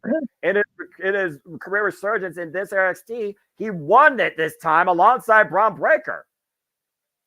I would really like to see Corbin get what I've felt he's deserved all along. Just he's been a favorite of mine, and I know I win the league with that because of Dylan. But even after he kept having failure after failure as far as booking, I've dug the character, and I'm tickled to see him and getting this resurgence, as you called it, within NXT. Jay, I saw you were sharing something, and then the share disappeared. It disappeared because I refreshed my thing. Can you guys hear me okay? Am I choppy? You're great, man. You sound great. Great. You're great, and you're not choppy. All right. Well, you were. But oh no, there we go. There he is. Hello. Hi. There we go. Hi. Can you hear us? Can you hear Hello? us? Can you hear us? We hear you. Can you hear me okay? Am I choppy? Okay. My signal keeps going in and out. I think it's the weather. Probably. Can you hear us okay? I can hear you fine, but I don't know if I'm coming through Rero on your side. You're not coming through Rero, but there is a significant delay between us talking and you responding, like at least 2 or 3 seconds. Okay, you're all Rero on my end. Okay, Noah, am I Rero on your end? No. Okay, it's you, brother. Or it could be That's my why weather. I keep asking if I'm Rero on your side. You're not re-roll to me. Okay, Neither well, you are. here, wait, hang on. I'm out. There is no re-roll right now. As far as me goes. Check. I hear you. Do you hear me? That's what I need. I hear you, but you keep coming in. You keep coming in kind of patchy, but I don't know if it's my signal, the weather over here, or if it's on your side of things. That's what I'm trying to figure out, because I keep getting the little thing in my StreamYard screen where my signal is dropping down. So I try not to talk during that time because I don't want to come through Rero. Okay, then it is you, because there's a delay. There's a delay on his side. There is a delay between us talking and you responding. I understand you're waiting for us to finish, but there have been a couple moments now when I was off screen that you came in choppy. So it's probably the weather. We'll just have to deal with it as we can. It is what it is, folks.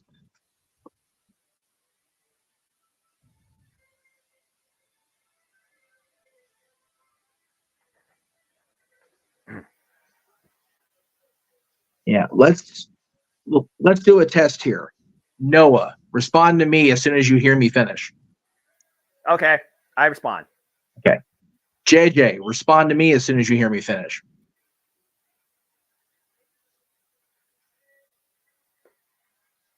Yeah. See, yeah, it's on your end, brother. We're not. On me. Okay, then it's definitely you, my friend. I don't know what else to say, because we're all sounding fine. I'm gonna try to restart my computer. Okay, brother. And again, folks, we are here with you the entire way as we continue the road to WrestleMania, as we are 62 days away. Jeff, can you believe it? 40 years of the stage of the Immortals, countless moments, legendary encounters. And of course, we will see how WrestleMania shapes out with a preview at a press event that will be presented courtesy of Peacock Thursday, 7 p.m. Eastern Standard Time, as we get ready for WrestleMania kickoff, brought to you by Pizza Hut at the T-Mobile Arena. Again, folks, you can tune into that Thursday, 7 p.m. Eastern Standard Time at Peacock. I don't think we're necessarily going to cover that here, but expect discussion on open mic night. I will definitely be going into it on the Meech's Musings that morning, or that afternoon. Like, as soon as they're off the air on Peacock with their coverage of the event, we're definitely going to be talking about it on Musings, and I will definitely have you guys going to open mic night for sure. Whether I'm there or not, we'll definitely get on that. Okay. But for now, as we move forward through tonight's festivities, it's time to prepare for our NXT Women's Championship match.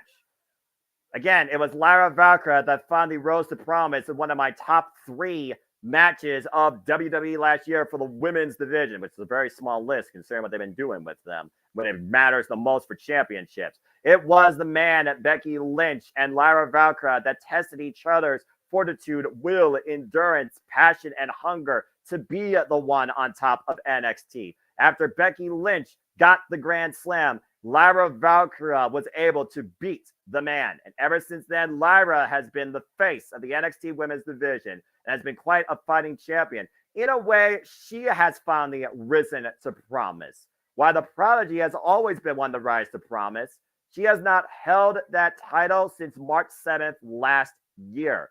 And now she's not simply here because she enjoys this. She's here because she will do anything, it seems, to get what she never lost in the first place. And that's the NXT Women's Championship. Exactly. This is one of those I so very much look forward to everything we're going to see tonight. This one really intrigues me. I've not really been able to fully get into we're not doing that match now. Just kidding. Okay, well. But again, they're hyping it up, but get ready to see some hardcore justice. And I'm not talking about the TNA show because shit's about to hit the fan. Jeff and Multiverse Media, here comes Dijak. It's time for a no disqualification match. It's so crazy to me. Oh, here we go with the timeless presentation. Just noticed that right now. It's funny to me that this guy, when he first left or was removed from the stable that went nowhere, I think it was called Retribution, if I remember right. My goodness. He was called T-Bar in that group, and of course we've lamented that with Aaron being the original T-Bar because of his middle name. And Dijak has just had, I won't call it a career renaissance since going back to NXT, but he's definitely seems to have found himself within this character. It's really awesome. Really awesome. And yes, Walter, we appreciate that. And I appreciate the $2 as well. So thank you. Much appreciated. If y'all want to keep super chatting enough to get us better equipment and weatherproofing, we'll definitely take that. Yeah, what sort of destruction awaits us, though, with these two men? Just sheer brutality. And God, this poor, depraved, lost soul that is Joe Gacy. He went from what seemed like had so much potential as a stable to hearing the reports about the grizzled young veterans wanting out, to them getting out, to Ava leaving his side and becoming the general manager. And he's just, I wouldn't say he's a few fresh with that meal. I would say he's not even inside the restaurant yet. He's out in the storm trying to figure out how to get in the door to get his Big Mac. Speaking of which, JJ, sound check, mic check, lag check. Can you hear me? Respond. I can hear you fine. Can you hear Beautiful. me? Okay? Yes, sir. All right. You guys are good. Have fun.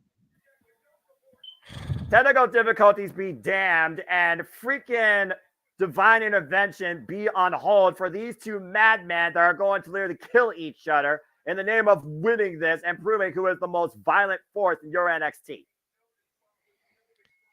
Yeah, I'm looking forward to this encounter. I wasn't expecting it to be so soon, but let's do this thing. Oh, shit. Dijak has a nightstick. And wait. Joe Gacy. What's that?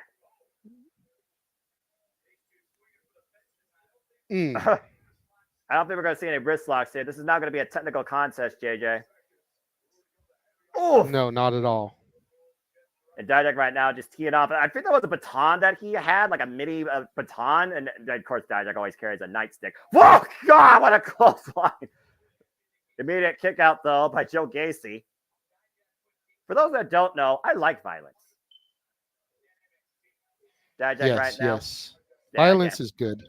Yes, exactly. Oh, well, that Beal probably wasn't good for Joe Gacy. Here's the cover by Dijak. I like that Dijak right now is going for quick falls, trying to literally exhaust Joe Gacy here. But again, you see that just maniacal smile. This gives me shades of, you probably can relate to this, JJ, back in the old days of WWF, when Al Snow was literally a glutton for punishment. Oh, boy. Trash can inside the ring now. What can I? Steel chair. Uh-oh. Uh-oh. We go on reroll. Oh, shit. Well, technical difficulties. Shit. Okay, there we go. We got It's just one of those days. Everything sucks. All technology blows. Anyway. Okay, all right. Yeah, he was re-rolling there for a quick second. Go ahead, JJ. Try and speak now, man. Come on, let's get this shit together. We got this. Check. Yes, check. Can you hear me? Can you hear me? I'm trying, y'all. I know, JJ, you're fine, man. We're gonna get through this together. This is your brand, and I refuse to not do this without you. You're the reason to actually care about NXT again after the Black and Gold fucking died a horrible death. And I don't digress. Good grief. And I appreciate that. I just wish I could hear half of what you're saying so I could respond to it. Right. But right now, we got a table coming into play. And again, folks, technology is what it is, but we're still going to remain together with you as long as internet allows us to. And right now, Joe Gacy setting up a table on the outside of the ring. What does it say about a man's mentality to literally go into another man's office, domain, headquarters, and just cause havoc? Joe Gacy literally instigated this. Yeah.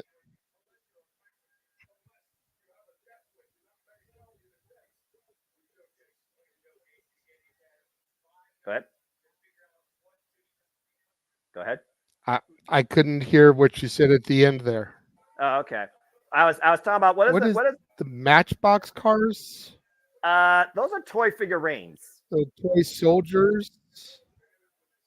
Okay, I'm not sure what the hell is going through this guy's mind right now. Oh, Lord. I mean, this is any father's nightmare. Yeah, about to say, have you stepped on one of those things with a bare foot? That'll make you cuss like a sailor.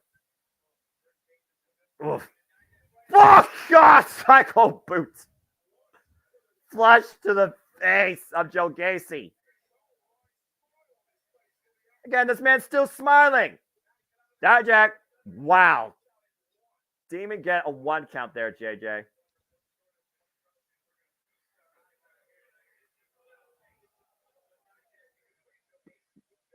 Yeah, there is some, because he's not responding. There is definitely some lag. Jeff, do you hear me clearly? So yeah, shit. All right, hey, we'll move along here as we can. There's almost a 1 count. He kicked out at a 1 count. This man is certifiably insane. He's crazy. Yeah, about saying he's still smiling. He gives me shades of Al Snow. He gives me shades of the tortured soul of mankind. For somebody that is a glutton of pain but finds a violent euphoria in it. Yes, absolutely.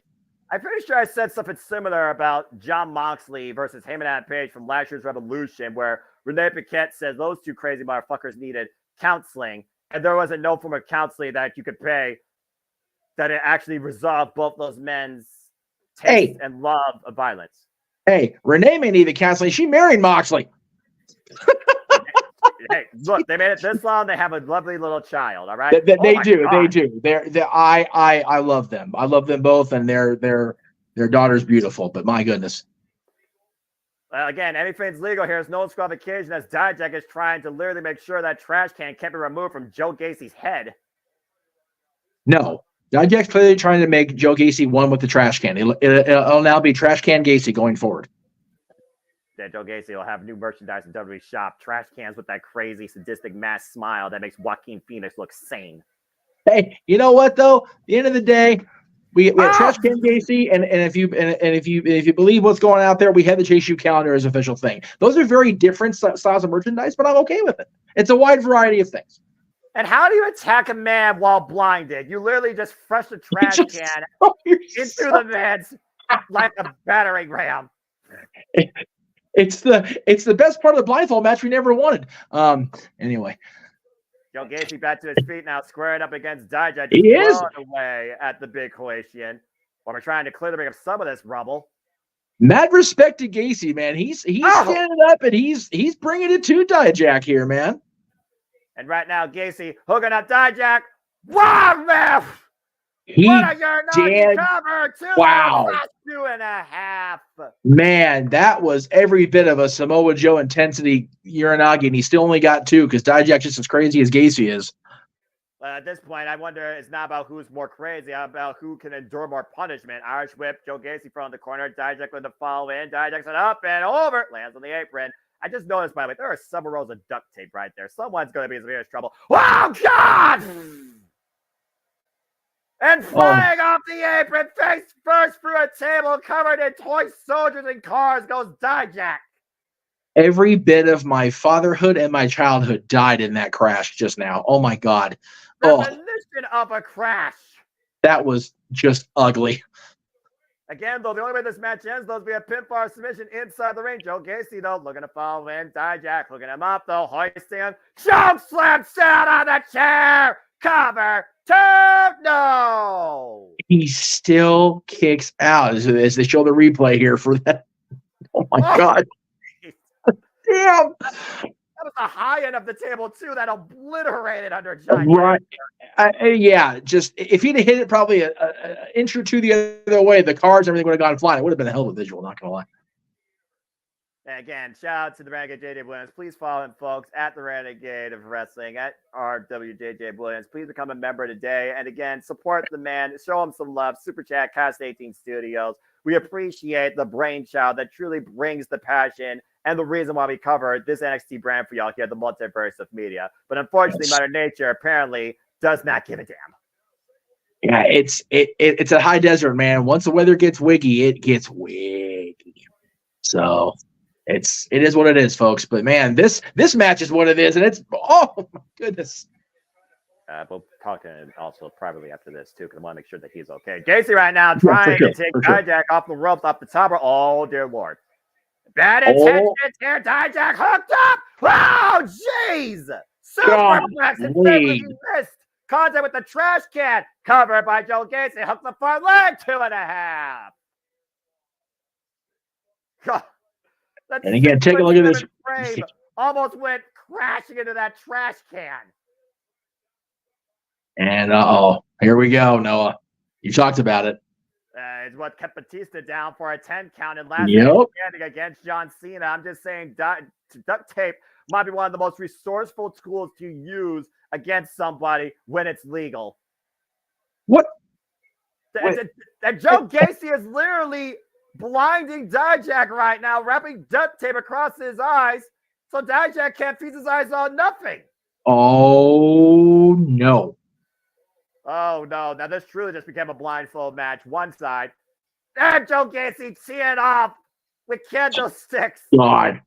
Swinging for the fences, whacking and cracking away at Dijak's back. It's bad enough to get kendo sticks to your body, not knowing they're coming, not be able to see or be able to brace yourself. That's the worst part. Joe Gacy looks like something you would literally see out of a trailer park. Just a human car wreck of an individual. In its own perverted playground of violence. Upside down. Whoa, wait a minute. Dijak caught him, hooking him up on the shoulders.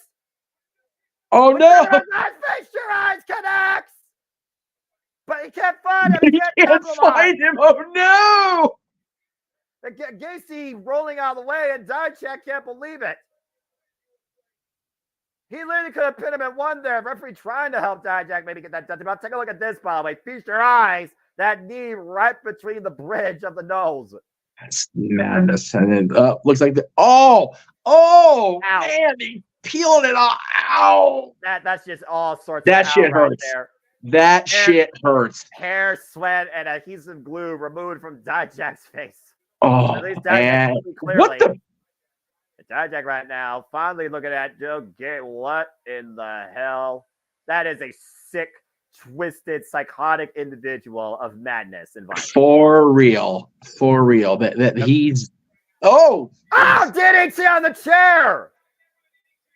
And Joe Gacy right now looking to capitalize on that ridiculous mind game, making Dijak see face upside down. Joe Gacy to the top rope. Big splash on the chair. Cover, hook the leg on Dijak. John, no! He's still kicking out. The pair of them are. What the hell's going to take, Noah? How close? I don't know at this point. Again, that's really the question that we have not to answer here, Jeff. How close has Joe Gacy been in multiple attempts to put Dijak down? But to my point, Dijak proves that he says he can break a man. Meanwhile, upside down, nice stick to the gut. And once again, up on the shoulders. Feast your eyes one more time. Cover on Gacy by Dijak for the win. Dijak puts Gacy down, and there's no disqualification madness.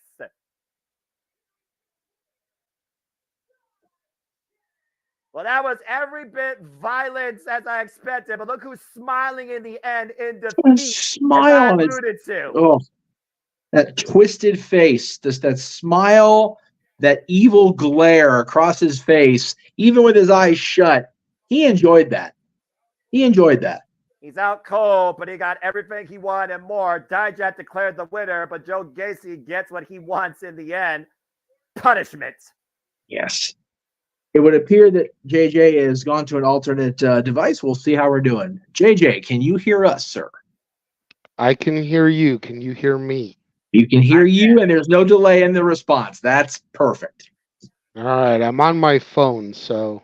All right. We will have the Andre shot of JJ Williams as we do, because we will deliver what we promise, folks, and that is our WWE NXT commentary team doing their thing. Probably better you weren't watching that, because the violence that it incurred probably would have just made the weather efforts even worse, because the weather itself would probably be like, "Ooh, nope, can't too much." Even Joe Gacy's too crazy for the weather itself, by God. That's it. Yes.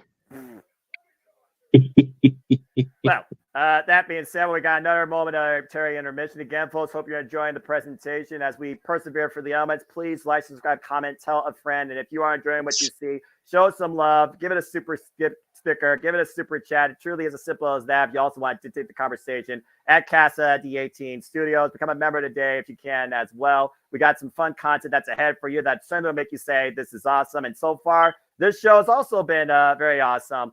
And I'm gonna shut up. JJ, they did the thing. I'm just gonna let JJ talk now. They did the thing. This is what I was trying to share earlier, is the link to this on Shop Zone. It does exist. It does exist. Shit. Who that is? Who it is popping in? That's me. That's me. Okay. Oh, you're trying to just. Okay, I got you.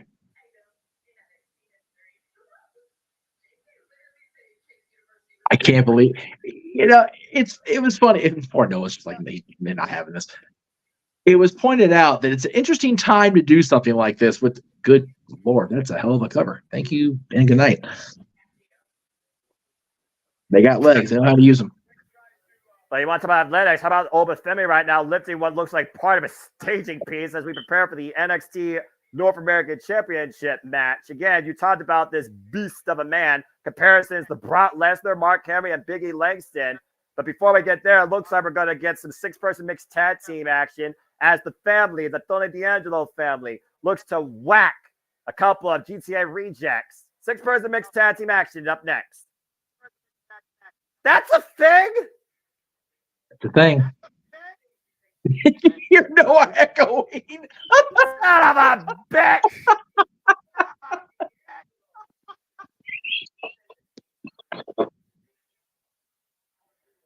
Why? Just why? Okay, so it's not me echoing. I feel a little bit better. Freaking believable. The echoes are still perfect, though. Who gives a shit? Hearing Noah's guttural reaction and opposition to this, and then hearing it again. Why? Why is this a thing? Calendars? Who buys calendars? You got a daggum phone. You got a daggum watch. You got a daggum Amazon Alexa. Oh, shit. I figured turn mine off. Alexa, stop. Dadgummit. Why? This is the greatest night in history of a great sport right here. Sometimes I wonder. Oh my God. And it's all yours for only $24.99. That's right. They're probably shipping and handling. Oh, sweet baby Jesus, that was good shit. Shipping and handling probably make that damn thing $32. Yeah, that's okay. That's worth it. It'll save Chase U, by God. Oh God. Yeah, but if you find a couple of things on clearance, you get shipping for orders $29 and up. There you go. Arlene with a very generous and very sweet commented super chat. Thank you, Arlene. We appreciate that. Hang in there, JJ. Me and my brother are listening to you guys instead of the NXT commentary. Hey, you know what? Commentary might not be so bad tonight. It's Vic and Wade tonight instead of freaking Booker. So, yeah. Yes, thank you very much, Arlene. I do appreciate that. Very sweet. Oh, Lordy. These freaking wannabe street thugs freaking going into an establishment like that. Here we go. Noah's doing so good with not ranting. And then the Chase U calendar is that's it. We're done now. That's it. No more happy Noah. Is there any way I can we go from a Chase U calendar to the GTA rejects. It's just a 1-2 punch for Noah. Why don't I just get the damn controller out, put a fucking cheat code in here, and get them a 6-star wanted level, and have the fucking military blast them with a tank? Up, up, down, down, left, right, BA start. That doesn't work in Rockstar games. They block that shit. Damn it. Oh, shit. Oh, my God. It's like Saints Row trying to be Grand Theft Auto, and then they went badass crazy into space and virtual reality and fucked that franchise up. Baby Jesus. Matthew knows what's up. Oh, Lordy. Hey, I'll take an anime group going up against the family before I'll take some wannabe ballers, Grove Street cosplayers taking on the freaking family. No. Okay, because just for the record, since I'm on my phone, I can't really see the comments. Right. So I'm going to need somebody to read them off so I can respond to them, please. All right. Well, Daniel said at least Thea Hale or JC Jane did OnlyFans. If Thea Hale did OnlyFans, JJ's brain would short circuit because that would be the complete loss of her innocence. That'd be it. Like there'd be no going back then. Oh Jesus! Like no. All right, tag team, six person. Excuse me, tag team action. Have fun, boys. And we go from motorcycle choppers to lowrider bicycles. Oh, the way. Where are Hunico and Camacho when we need them? Somewhere else, unfortunately. Otherwise, these guys would be literally whacked and wasted. And I'm surprised neither one of them has Jada Parker on their handlebars, because that's like the thing to do in the streets. You ride someone on your handlebars. Well, you put them on the bitch seat, but I don't think those lowrider bikes have a second seat. No. Anyway, if you know, you know. A classic motorcycle philosophy, even if those are lowrider bicycles, I'm pretty sure that still holds up in the streets. I don't know. I'm not bringing up Camacho, though, because Haku will kick my ass. Fair enough.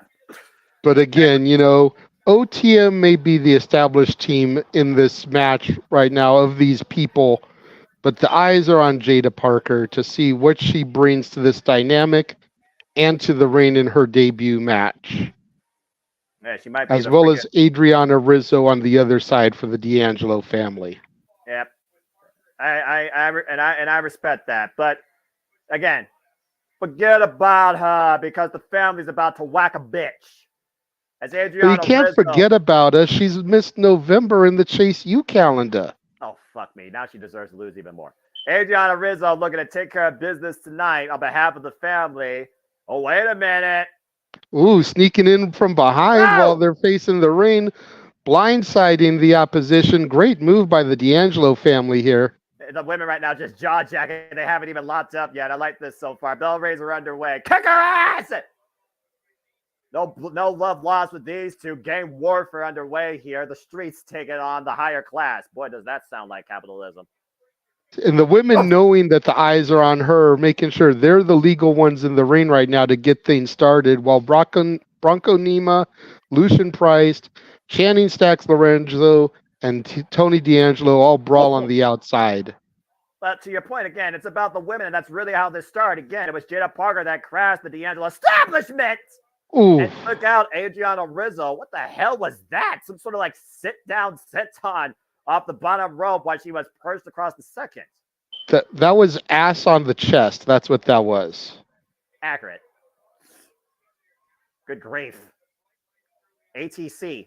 Whoa, Lupus pressed by Ariana Grace right now. And again, to your point, this is these two young, up-and-coming athletes in-ring debut. There's a tag to, who the fuck is that? Bronco Nima. Yes. That's Tony D'Angelo. Ooh, Lucian Price, though, coming and just blindsiding D'Angelo there. This boy's got thicker dreads that, you know what, I'm not going to go there. Anyway. Woof. Good call. Probably a good call. I'm just glad I'm not seeing a do-rag right now in 2024 in WWE, and I'm just going to leave it at that. Well, if Vince McMahon was managing him, then we'd have Do-Rag McMahon. Oh, fuck that shit. I quit. Tony D'Angelo right now throwing off Lucian Price. Meanwhile, Tad to Stacks. A little bit of misdirection there. T-bone collision. Hoisted up by D'Angelo. Power slam toss. Great tandem offense here, demonstrated by the family. Here's the cover, but Stacks gets a 1 count only. Wait a minute. I just realized something.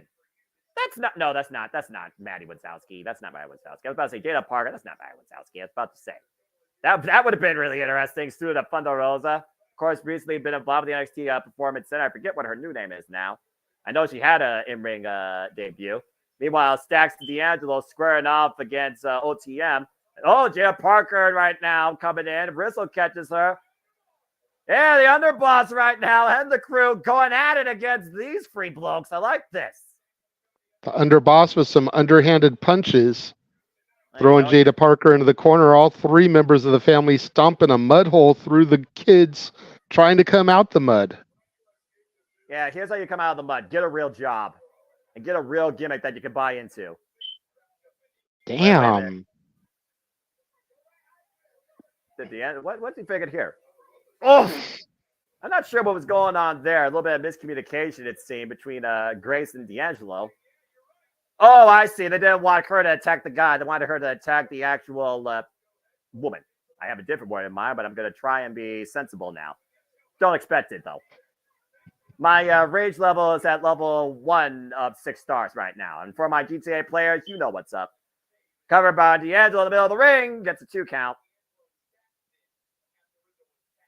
Again, this really came to head after Rizzo was attacked. And then we saw the melee that ensued over the coming weeks in your NXT between these two crews. Yeah. Oof. I'm just waiting for the gloves to truly come off. We got a little taste of it here at the outset of the match. Right. But you know that these girls are going to be the ones to get the hot tag and bring the match kind of home.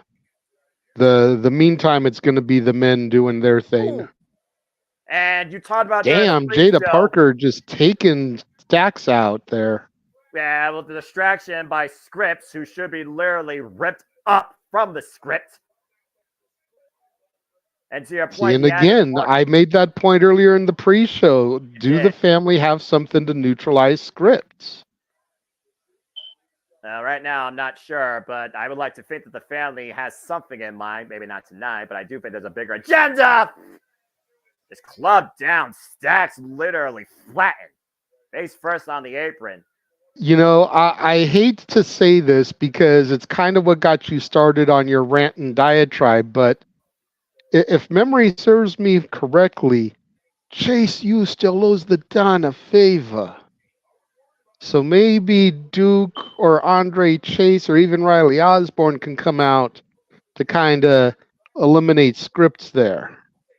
About to say, isn't Ariana Grace part of your Chase U calendar portfolio? No, Ariana Grace is not. Oh, well. The only people I recognized on the calendar that they posted images of are JC and Thea, obviously. Adriana Rizzo, here with the family. And then Ren Sinclair, who's been running lately with Fallon Henley. Fallon Henley has a new tag partner? That's interesting. Yeah, Ariana Grace was trying to give her charm lessons and show her how to be, high society. But Fallon Henley came in and basically squashed that, and Ren left with Fallon. So, about to say, some people can make it in the streets. Some people can make it in the big time in the city. Other people, they just like the simple lifestyle of the country. So, I mean, you can't force a person to change. But adding some etiquette to your repertoire could, pay dividends. Stacks right now looking for the tag, reaching out as far as he can. Tony D'Angelo fingertips away. Lucian Yeah. Man. Jeez, that was so close. Like you said, fingertips away. Oh, jeez, and sidewind up and over the top rope to the floor. Again, Tony D'Angelo fan has been the NXT Tag Team. Will someone please take out this fucking reject former scripted match buffoon out of the equation?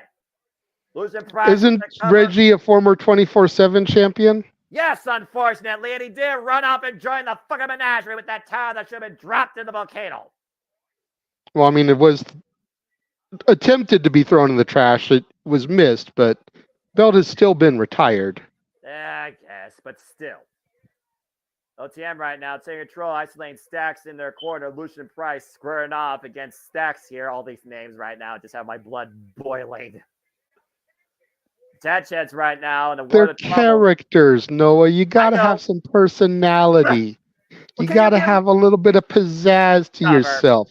Even you're not just Noah Foster. You're the simple man with the spectacular voice, the voice of JMN. You've got some character, to some pizzazz to you. So how can you truly knock some of these names here? Nice baseball slide by Jada Parker there, taking out Rizzo. I feel like ChatGPT could come up with better name conventions than WWE Creative. Oh, wow!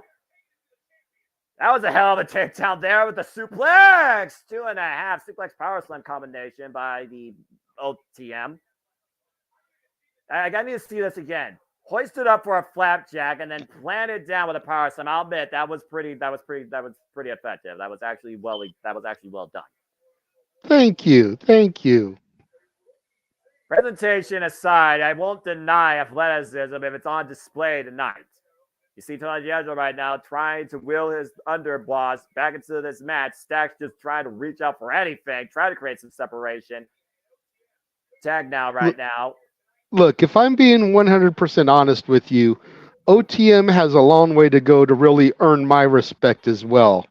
Hot tag to Tony D, but I don't hate on them to the extent that you do either. So it's kind of a neutral ground with me.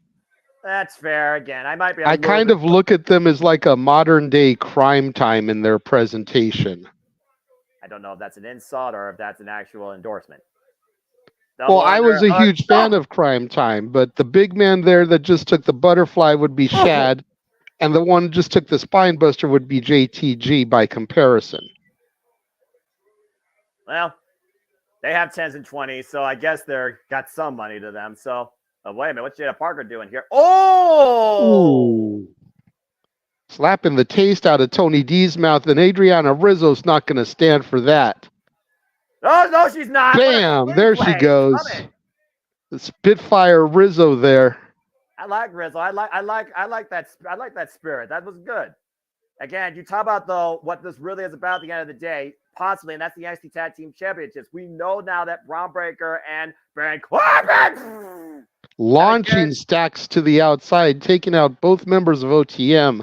Yeah, and they have a guaranteed shot. Wait. What's Adriana Rizzo doing here? Adriana right now holding up to the top rope. And Adriana might be looking to fly crossbody. Taking out the entire OTM. Man, former American lawn jumper here showing how far she can fly. And meanwhile, Scripps coming out. Here comes Scripps. Wasted. Good riddance. Don't need to see right now. Back inside the ring. Woo! Big spine buster. And the boss. But is that enough? They're going to take care of business. Fisherman hook. Forget about it. This fan's over. The family wins. I told you don't do mess with the fucking family. Hey. Just because I felt OTM needed it more doesn't mean that I'm mad that the family won. And a great showing by both Jada Parker and Adriana Rizzo in their PLE debuts here. And forget about it. I will say this. Yeah, again, like I said, presentation aside, great athleticism display by all six here tonight as the former American lawn jumper launches and takes out the entire OTM, one of the most ridiculous cross bodies I've seen from a woman in a long time. And forget about it, Antonio D'Angelo gets the win. Man, did Adriana Rizzo flip the switch in this team's favor tonight? Go back to the streets. Congratulations to the Tony D'Angelo family. OTM bats the mud. And again, we know coming after the family next for sure is Braun Breaker and Baron Corbin. Business as usual. All right. And also, it's so damn good to know that the technology for once is cooperating. As we have another intermission again, folks, thank you for tuning in to this presentation. We'd love to get your thoughts on if you prefer the streets or you prefer high class, what do you see yourself as a society? Let us know in the comments. And again, we always do this for all the shows across all the wrestling, all the sports entertainment, all the companies, in what is christened We're Gonna Die year of live watch live event planning as things continue to be underway. So that being said, we got a short break here. Grab a drink, stretch the legs, and Jeff and JJ, talk about yourselves. Jeff, why don't you go ahead and give your thoughts on that match? JJ, go ahead. There you go. While we're on this little intermission, I'm going to try to switch back to the browser, see if it works. That way I can get off my phone. Give me a second. All right. Okay. All right. Well, as he does that, Jeff, do you have any thoughts regarding that 6-person mixed tag?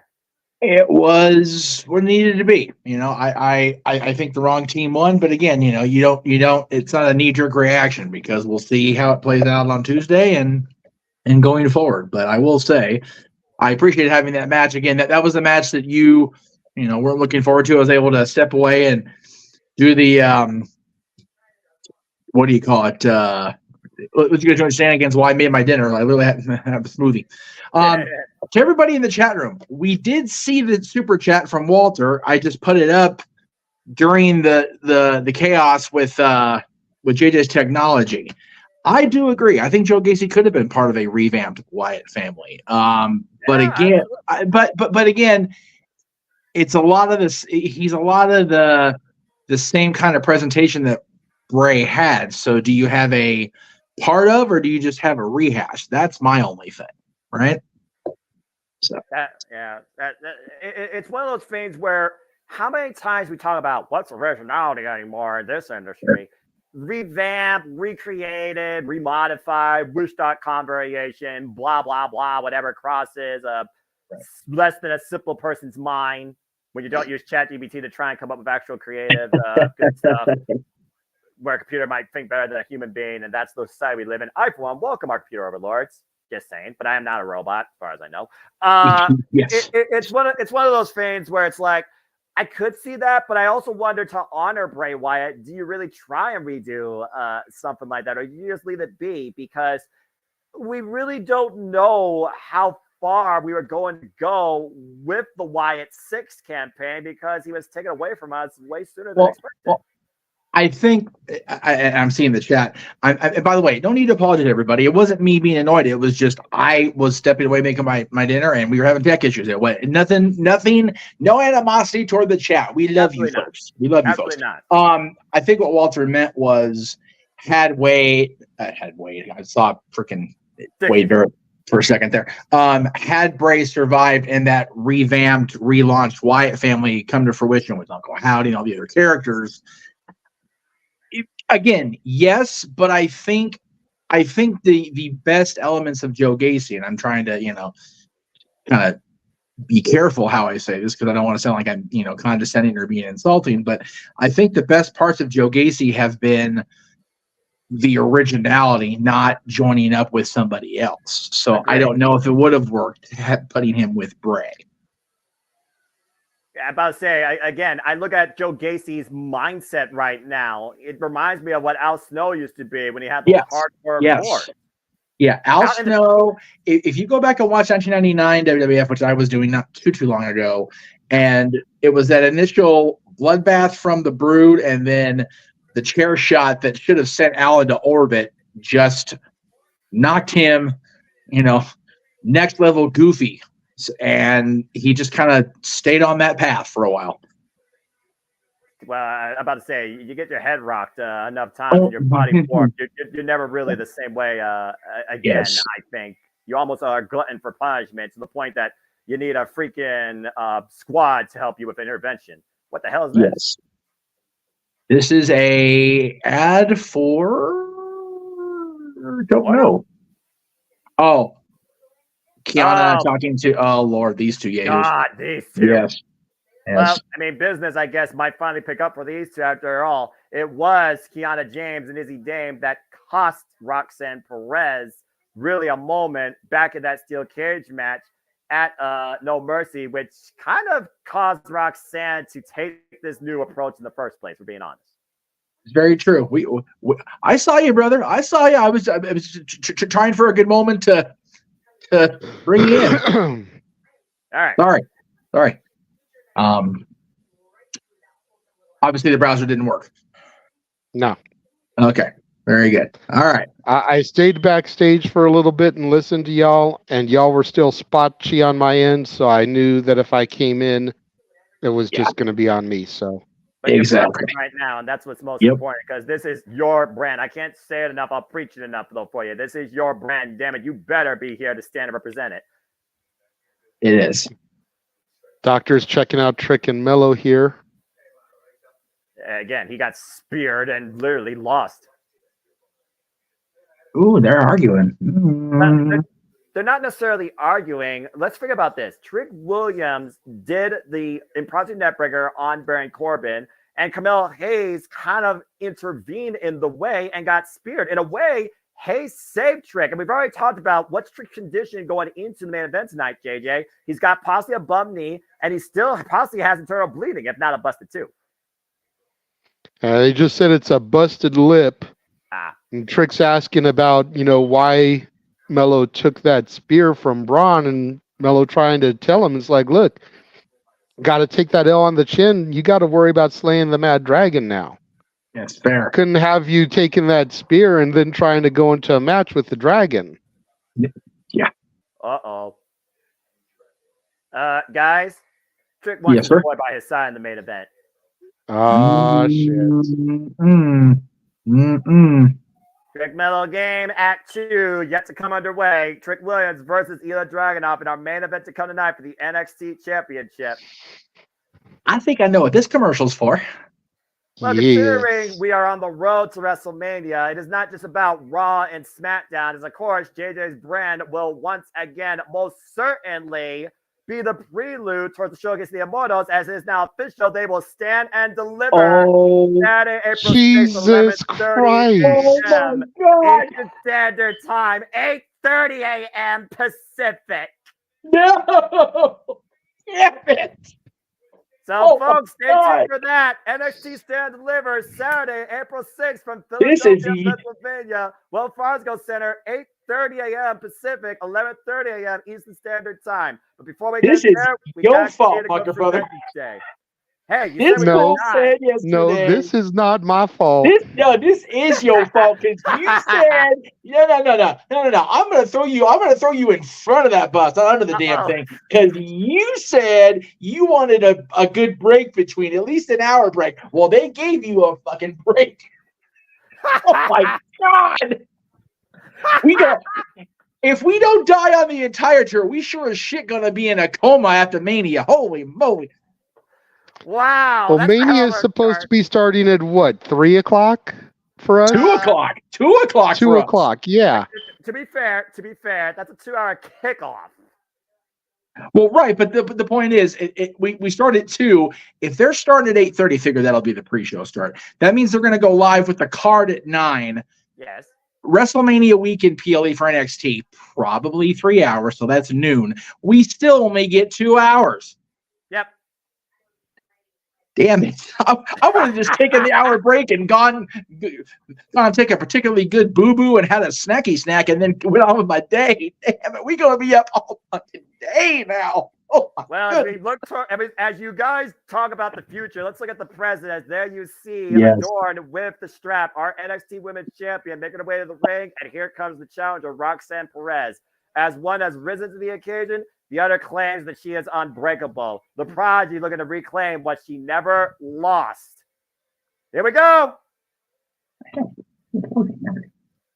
So they're giving Obafemi the semi-main event. That's big for him. Yeah, I figured they would have him come here and do the women and then the men. Good for Obi, man. That's cool. Obi, listen to me. I'm talking about Star Wars. Oba. I know. It's not Obi-Wan. That's what I said. I figured he was making a Star Wars reference there. I wasn't trying to. I don't have to. I work for the damn company where I don't have to make jokes for them unnecessarily.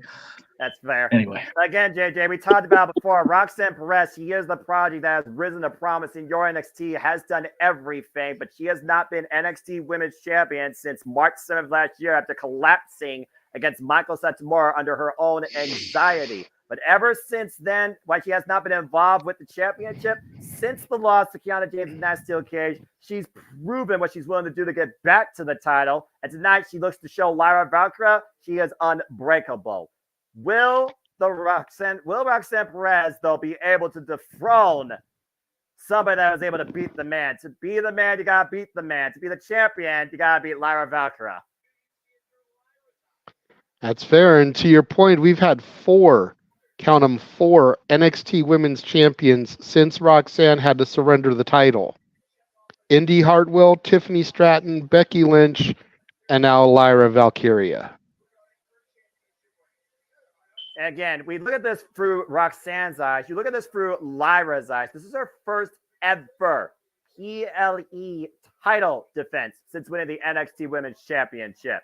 104 days in her illustrious reign, going into her third defense after being Xia Li and the former Iron Survivor Challenge winner, Blair Davenport. Roxanne Perez also overcame Blair Davenport, a very personal affair at Great American Bash. Let's go down to Alicia Terra for introductions for our NXT Women's Championship match.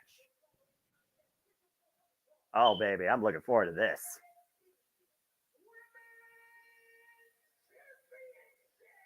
I'm also going to say this right now. I hold Lyra in a higher regard than Rhea Ripley. I do too. She's at least a fighting champion. Yeah, right? What a weird concept in this day and age of wrestling entertainment. You know, and like you mentioned, Roxanne had to surrender the title. She was never defeated for this belt. Nope. So in Lyra's mind, does she not feel that she's a true champion until she defeats She Who Never Lost the Belt? Exactly. Again, what's the test of a champion? What's the worth of a champion? What's the value of a championship? Tonight, Lyra Valkyria looks to define that tonight in beating somebody that very well could have been coming in tonight as champion. Again, 1 year ago, Roxanne came in as champion. The reigns are underway. Continental tie-up in the early going here. Of course, Roxanne Perez earned this opportunity, overcoming a battle royal that turned into a fatal four-way. Ooh. Nice gut wrench takedown. And again, imagine going into WrestleMania. We can imagine now that Stand and Delivered is on the horizon. Your NXT's WrestleMania. How important is it for these two women to go into that stage, possibly as the NXT Women's Champion? Oh, it's definitely important. But the $1 million question is will there be a roadblock on the way to Stand and Deliver? Cartwheel escape and great kip up there in the early going of a stalemate here. Both these women right now testing each other athletically, trying to find a body part, trying to find a vulnerable weakness. Test of strength here, Greco-Roman knuckle lock. Again, Roxanne Perez literally coming out of Reality of Wrestling Academy. Here's a cover, nice roll up by Roxanne, gets a 2 count. Lyra Valkyria, jackknife followed up by Roxanne with a full through hook of the leg, 2 count. Reversal by Lyra. Nice counter. Here. Great exchanges here. Jackknife by Roxanne. The bridge by Lyra. The power game on display right now. Lyra with the advantage. Backslide. 2 count again. Perez right now. The feathers of Lyra Valkyria's hair falling out or getting scattered along the mat there. But again, Lyra talks about how she is a predator that always seeks a fight. And she found renewed hunger in this pursuit after facing a mommy last year that told her personally to show me something. Boy, did Lyra show her something all right. After Becky Lynch came in and took the title from Tiffany Stratton, it was Becky Lynch who literally inspired Lyra to pursue this dream of being a WWE superstar. Another NXT standout that she took the title from at Halloween Havoc. Conspicuous by her absence is Tatum Paxley, but you never know when she's going to pop up. She has slithered into the ring like a snake before and struck at the most opportune times. And most of those times, it was the championship's favor she had in mind. But lately, I almost wonder right now, it's been to the detriment of Lyra. Nice takeover there in the head scissors by Roxanne. Nice counter transition, though, by Lyra. This has been a great, pure wrestling match so far, honestly. Bridging escape right now out of the head scissors. And these two young athletes, not even a decade in their careers, respectfully. Stalemate again in this incredible going. You see the I don't fire. think you could give me two women on the main roster that could do that. You'd be, yeah, see, the fact that it's taking you this long to think tells you how hard pressed it is. Yeah, I'm sorry. I was really trying, but I can't. Headlock Maybe Natalya and Candice. Maybe. And that's me giving high praise for the Poison Pixie. Everyone knows how I feel about her. That's to say. But maybe those two. Woo! Bakira right now able to keep up with Roxanne. Roxanne going back to the side headlock. Lara Valkyra, by the way, folks, is 27 years of age from Dublin, Ireland, 9 years in the game. Has championship accolades from across the pond. Previous challenger to the NXT UK Women's Championship against the final boss. Roxanne Perez, the prodigy, of course, trained out of reality of wrestling, 22 years of age, 7 years in the game. It was Michael Satomura, though, that tested Roxanne to her limits and beyond, where Roxanne had to vacate the title due to a health scare. Up and around, looking to take her down again and gets her with the T. Harris. And a beautiful kip up there by Roxanne. Perez once again chasing history as the prodigy looks to rise to promise, become a two-time NXT Women's Champion. Off the ropes, looking to pick up speed, going for the... Oh! Caught coming in with the tope suicida. And Lara right now, scouting her prey, taking her next move. Akira with a drop kick in between the ropes, drives Roxanne to the barricade. Again, championship Chloe change hands via pinfall submission inside the ring. Take a look at this, though, JJ. She got decked coming in. Right to the side of the jaw. Rocked. Roxy got rocked. There you go. Lyra looking to store, crossbody denied, hits nothing but canvas. Lufez press by Roxanne, just teeing off right now against Lara Valkyra. And again, we talked about before, think about every obstacle that Roxanne had to overcome, not just her career, but in NXT this last year. Blair Davenport, Kiana James, Ariana Grace, herself being perfectly honest. And it really, really began to kick off with that rivalry with her former friend, now frenemy, who's injured, Cora Jade. But it's almost like she's adopted Cora Jade's behavior, to get to this spot. Again, I'm wondering if it's something, a little course correction of sorts because of Cora's injury. Was Cora Jade supposed to be in this spot? And when the injury was suffered, Roxanne was the best person to put in. Look at this springboard moonsault off the middle rope there. Corner moonsault, by the way. She went from two sides of the ring for added momentum and leverage. Pushed off, though, by Lara, and Lara catches her coming in with the double boots. And again, it was Cora Jade that attacked Lara Valkyra after the Iron Survivor Challenge winner was declared in Blair Davenport. And unfortunately blew out her ACL. Took down by Lara, cover, and a 2 count again for the champion. Well, during her most recent injury before coming back, she did get massive enhancements on her upper torso. Maybe she's just carrying too much weight now and ended up blowing her ACL out. I mean, women could be top heavy, unfortunately, in this day and age, especially when peer pressure is a thing. It is what it is in society. I don't judge. I just state facts. Whoa! God! I gotta admit, I wish I was in the production side of things so I could see Jeff's reaction to some of this stuff. Probably damn near had a heart attack with me praising Candice LeRae, and now he's probably doubled over with his sides talking about Cora Jade's enhancements being the reason she blew her ACL. I'm sure we'll get something, not during Wrestling Quality Picture, but during intermission. This has been a very competitive contest since the opening bell. There's your reaction, JJ. You are not either tired of my shit. You're probably doing exactly what I described. He doesn't have a graphic to give you a true behavior, I feel like. Roxanne right now trying to find what she needs to do to become NXT Women's Champion. Up to the top rope. Whoa, big Nice Hurricane Rana. Up and over. Come on! Whoa, Pop rocks, but she wasn't able to hook her. Wait, what? It's Lola Vice with her championship opportunity. Tina Paxley, remember. Tina Paxley prevented. Oh, what a high kick.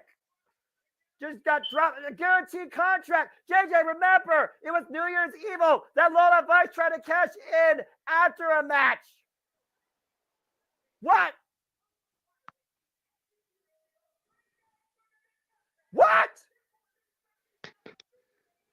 Are we going to have a heist of the century here at Vengeance Day, and Lola Vice is going to completely overtake this match, Noah?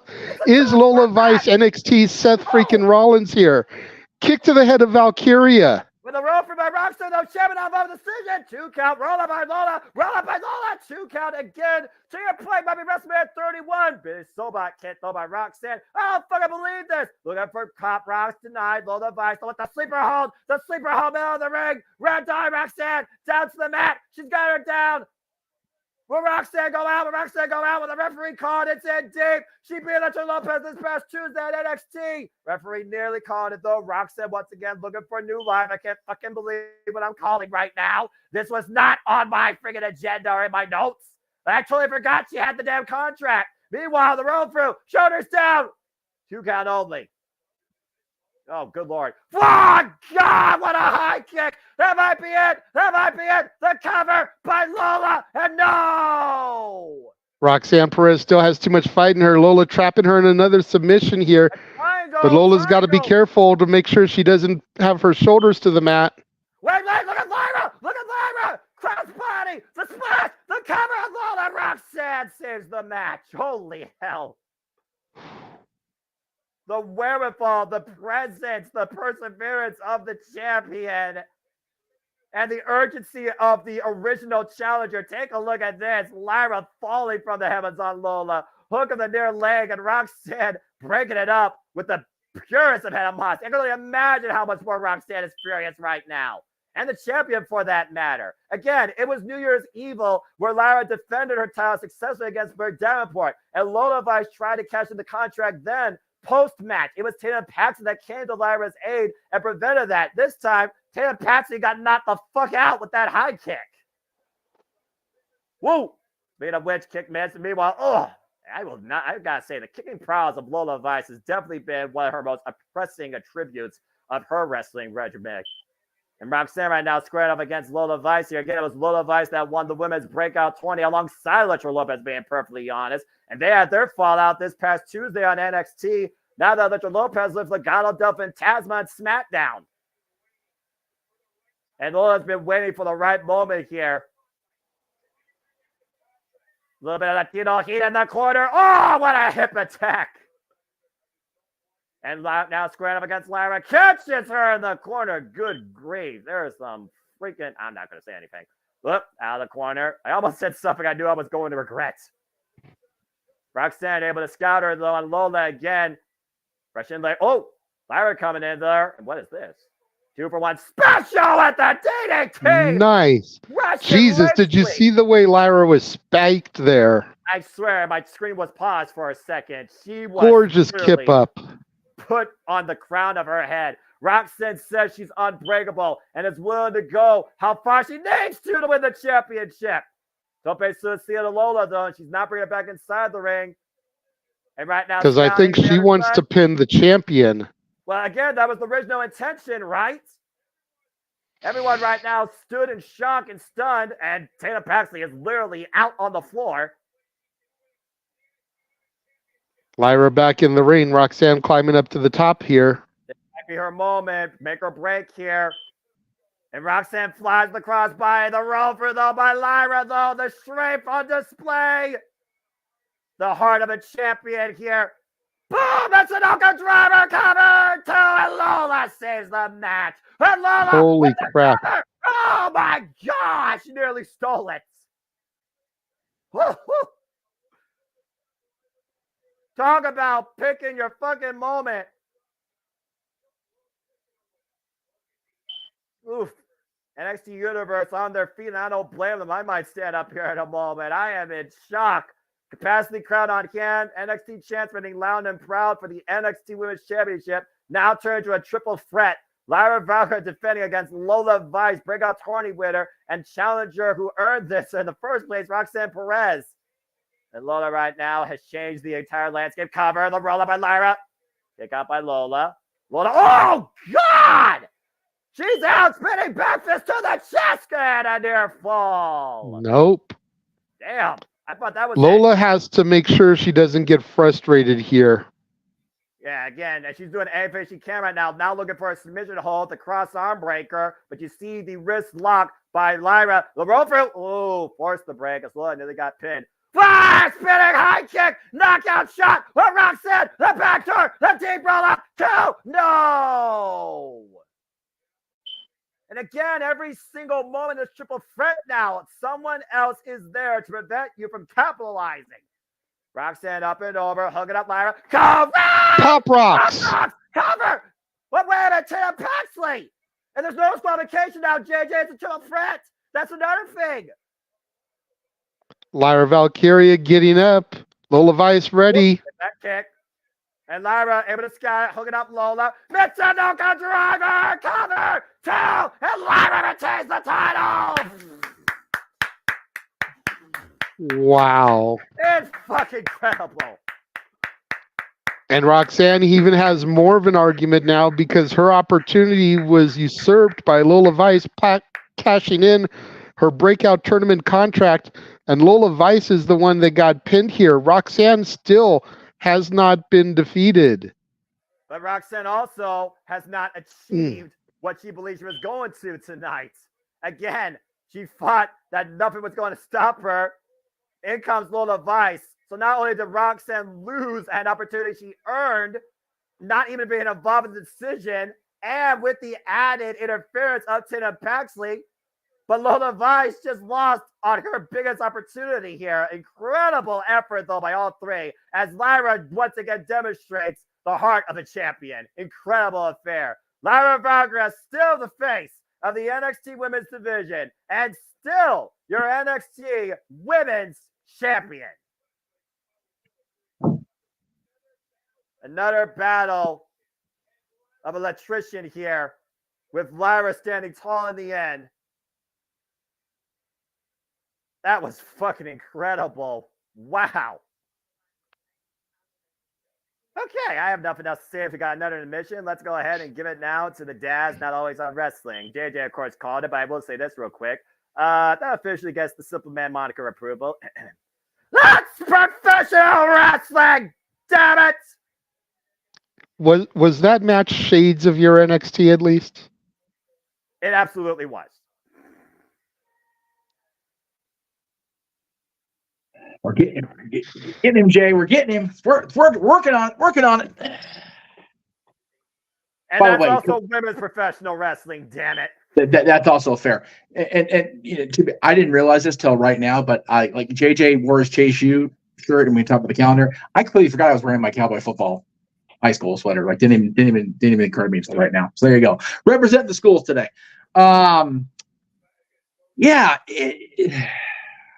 I enjoyed that match a lot. I enjoyed the brief, though it was, praise for Candace. So very good, very good. I'm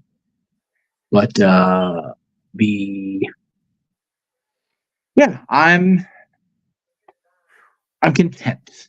It was a good match. I'm happy for the women. I am surprised they didn't send my main. Like I said, I'm glad they're giving Obafemi and Dragon Lee the semi main. But now Obafemi is basically the cool down match after that, because how the hell are they going to top it? I mean, think about the way that match evolved. It went from, honestly, levels of pure wrestling in the early going to aggressive, hungry nature to a freaking triple threat turmoil and what a triple threat is supposed to be. That was incredible. Yeah, women's wrestling. We've talked on this channel how much it means to everybody on this team, and the champion of NXT and her number one contender, and even Lola coming in and cashing in, really stepped up NXT's game. I'm looking forward to the road to Philadelphia now, without a doubt, on all three brands. It's going to be amazing. Anyway, fantastic match. Arguably, that was the match of the night for me. I'm not going to So lie. far, absolutely. So far. And you know what? Chris Leclerc, Roxanne Perez has every justification to turn heel now, without a doubt. JJ made a valid point. Wrong thing. Gosh darn it. Her shot was completely derailed, and because of the no disqualification wrinkle, because of triple threat rules, she got shafted, man. Wasn't right. It's no bueno. Not happy. Yep. She's got even more reason to go into a full-on rage mode. I mean, you figure about that loss in the steel cage match against Kiana James. And we were trying to get a post-match interview. She just had this dark demeanor on her face saying, "I don't want to talk about it." Good luck getting words from her following the show tonight. Right? It's going to be an interesting last couple of matches here. I know we're all on bated breath waiting for the Trick Mello fallout here at the end of the night, but man, this North American Championship match is going to be, I think, more interesting than people are getting credit for. At least I'm here for it. I don't know, dude. Like, I was looking forward to the North American title match, but now after seeing that women's match, I'm like, there's nothing they're going to do that's going to compete. Well, no, it's just going to be, your bathroom break, your go get your drink and your snacks before the main event match. And that sucks for Oba. Yeah. It does. But It's like, if we look at this logistically, and I know we're talking, logic and wrestling. Don't give me the spiel, Noah. But if we look at this logistically, the odds are in favor of Oba and retaining because Dragon Lee's probably going to go back to SmackDown. So if you know the outcome, why do you now even care the match? But I do care about this. Yeah. Oh, Lord. Poor Noah. Oh, Riley is asking Thea to be his Valentine. It's so cute.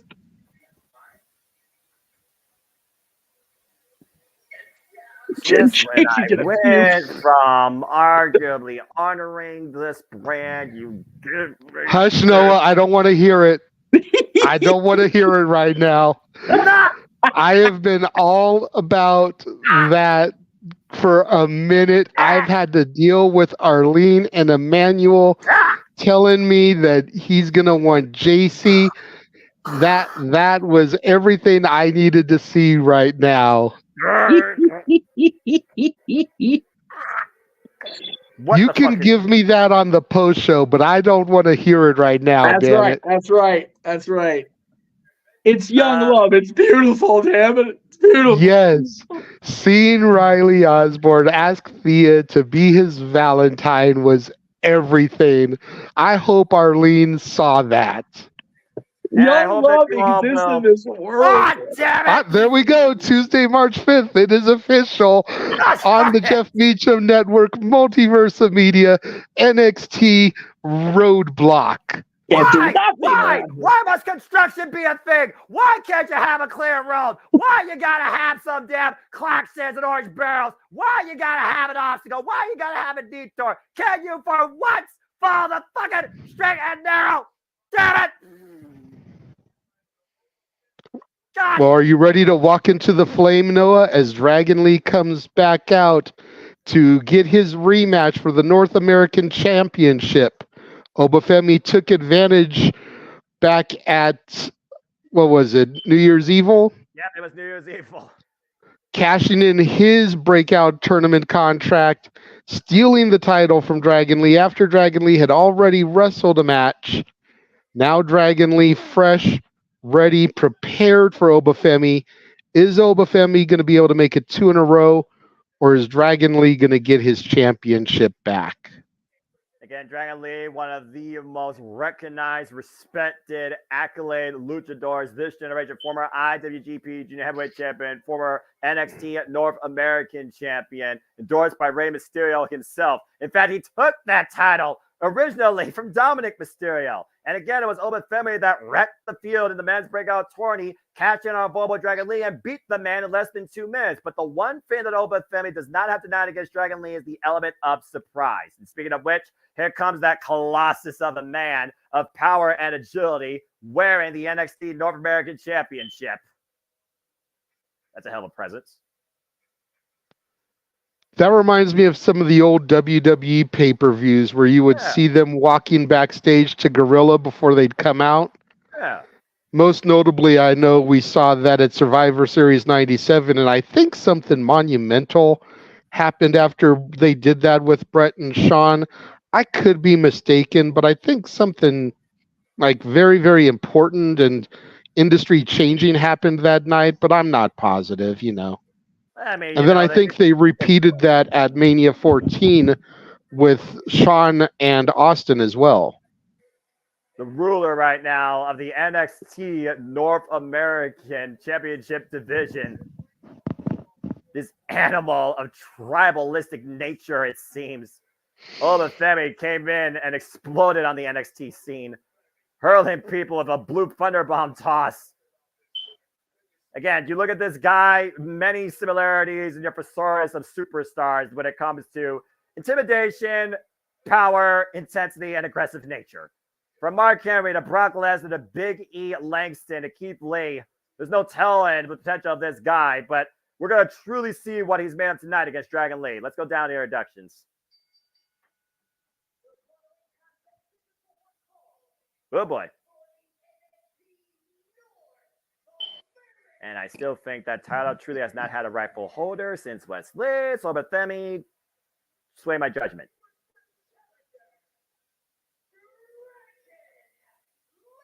Short, sweet, simple, and to the point. Oh boy.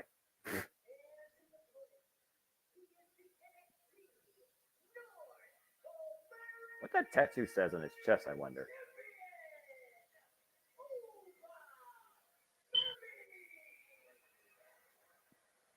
That name feels like it has cultural preferences, and I don't know why.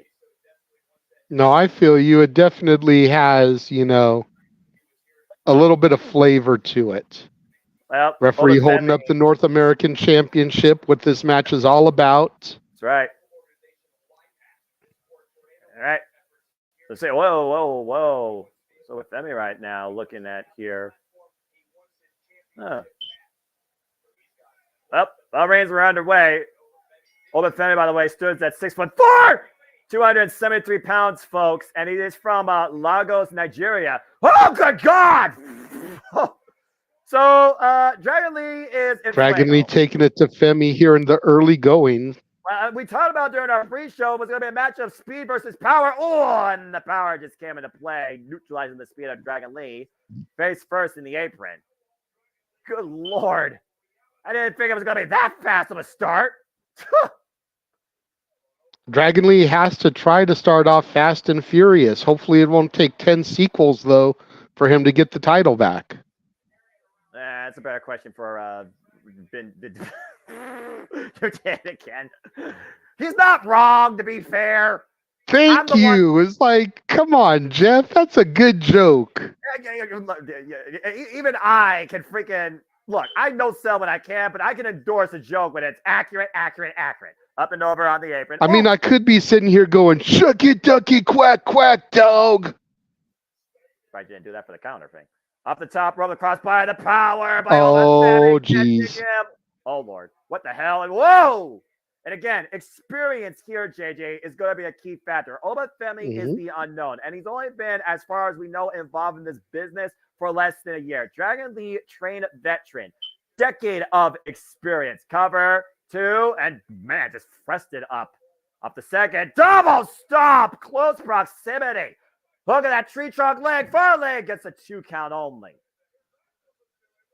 Jeez. And Dragon Lee has got to stick and move. He's got to come around. You got to think of Dragon Lee as like a fly. He's got to buzz the victim, try to get him annoyed, take him down where he can, and just hope he doesn't get squashed by the ruler of NXT. He just got planted off that ridiculous counter in the Cazadora, to your point. Good grief. And Obafemi right now putting the boots to Dragon Lee. Again, Obafemi, for those that don't know, 6'4", 273 pounds. He comes to us from Nigeria. Started his in-ring career in November 2022. Jesus. And look at the power on display with the stalling vertical drop suplex on Dragon Lee. So not even a year and a half in the business yet. And again, breakout star of your NXT, so the potential right there has already been seen. But now he's in his first PLE live event capacity, coming in as champion. And to your point, the semi-main event, which at this point I still believe the women deserve, so no disrespect, but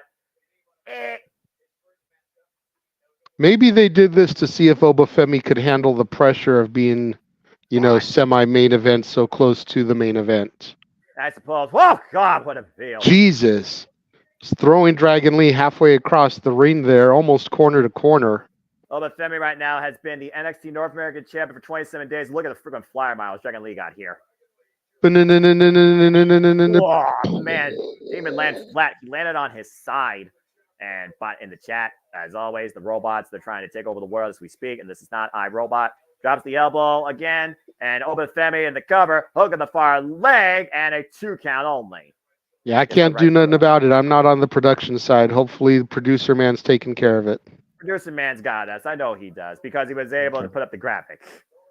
Again, Obafemi's been champion now for 27 days. The beating Dragon Lee in less than 2 minutes after Dragon Lee successfully defended against Lexus King. Dragon Lee had that title for 31 days, but had 4 defenses in it, JJ. I do believe he defended it a couple times on SmackDown as well, Noah. That's part of what helped him get that many defenses. And, of course, he's been involved on SmackDown as of late. One of his first breakout matches was on SmackDown. It was Dragon Lee versus Axiom, where people learned who Dragon Lee was. We talked about the future is now one point with Seth and Rollins. You're looking at the future now with Dragon Lee leading the way for Lucha Libre, while Obafemi might lead the way for hybrid powerhouses in your NXT.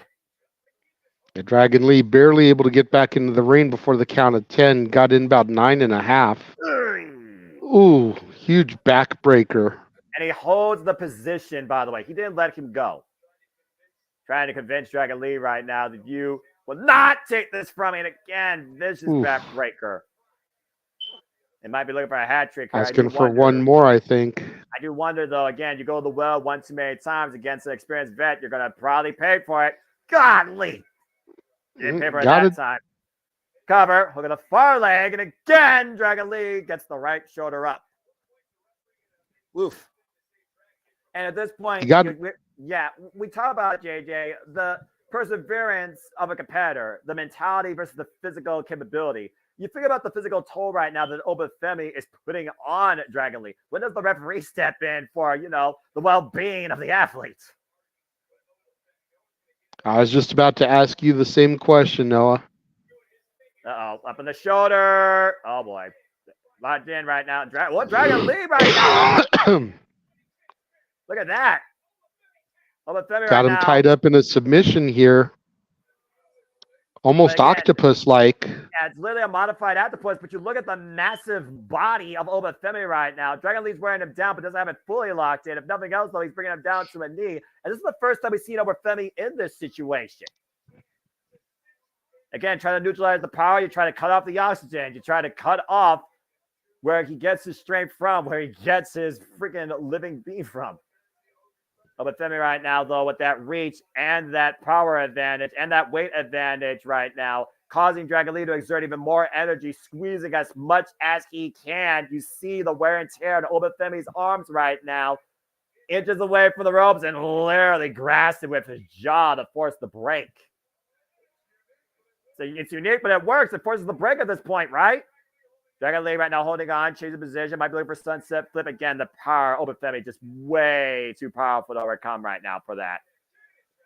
Dragon Lee able to catch him coming in. Front kick to the midsection. Super kick to the side of the head. Rocks the big man. Step up into Guri. Finally takes him down to both his knees. Dragon Lee trying to chop the big man down. Off the ropes. Tornado DDT. Beautiful DDT there. Dragon But Lee looking for that. Obafemi just pops back up. That's that Cinematic knee. Cover. 2. No. Oof. Obafemi too big, too strong. Most of those maneuvers would have taken any number of competitors out, but Obafemi just kept getting back up. About to say 6 moves, and meanwhile, it only took 1 power move earlier to take Dragon Lee off his feet. Dragon Lee with a hot start in the early going, neutralized her in the middle bit, and once again trying to pick up momentum here as this match continues. And again, we talk about experience. I think right now, just based on, the sizes of the athletes and the conditioning, I think favors Dragon Lee more than Obafemi the longer this match goes. Dragon Lee to be captured. Rolls him over. Hook of the far leg. 2 count only. Only a 2 count after that succession of drop kicks in the corner. NXT North American Championship, our semi-main event here at Vengeance Day as Obafemi defends the gold against former champion Dragon Lee. Ooh. Dragon Lee able to catch Obafemi, though, looking for something high risk on the second rope. And now Dragon Lee hooking Obafemi up. Power bomb set out. Cover. 2. No. Obafemi still able to get out of it. Just popped his body enough. Dragon Lee's got to be wondering what it's going to take to put him away at this point. Too much power still involved. There's still too much heart in this untested athlete. The great power is shown by Dragon Lee. They're up and over, looking for the takeover T. Harris from the apron. And Obafemi catches him. Oh, God. Woof. That could have been disastrous there. Now both men on the apron. Dragon Lee with the rising knee strike. Takes Oba down to the floor. Still on his feet. Dragon Lee creating distance. Falling up. Oh, God. And literally knocked out coming in. To my analogy earlier, the fly just got swatted. Pun intended. Open palm strike to the chest. Might as well concave Dragon Lee's chest cavity. Uh-oh. Obafemi clearing off the announce table. Well, I guess that table hasn't been destroyed yet, ironically enough. Oh, no. Got him goozled. Whoa!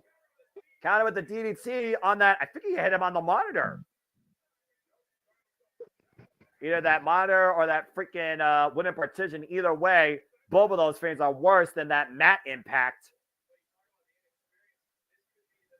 Dragon Lee right now going in to break the ref's count. Looking for a pre with Femi, though. Picking the ankle, pulling him out.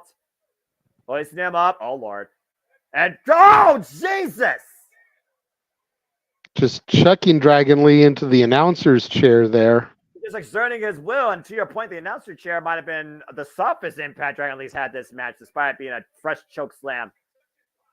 And Obafemi hoisting Dragon Lee up. Dragon Lee with the counter. Hook of the leg. 2 count only. No.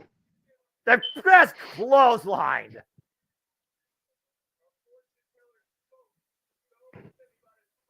Obafemi right now, powered by fortunes that told him of his power and what for him.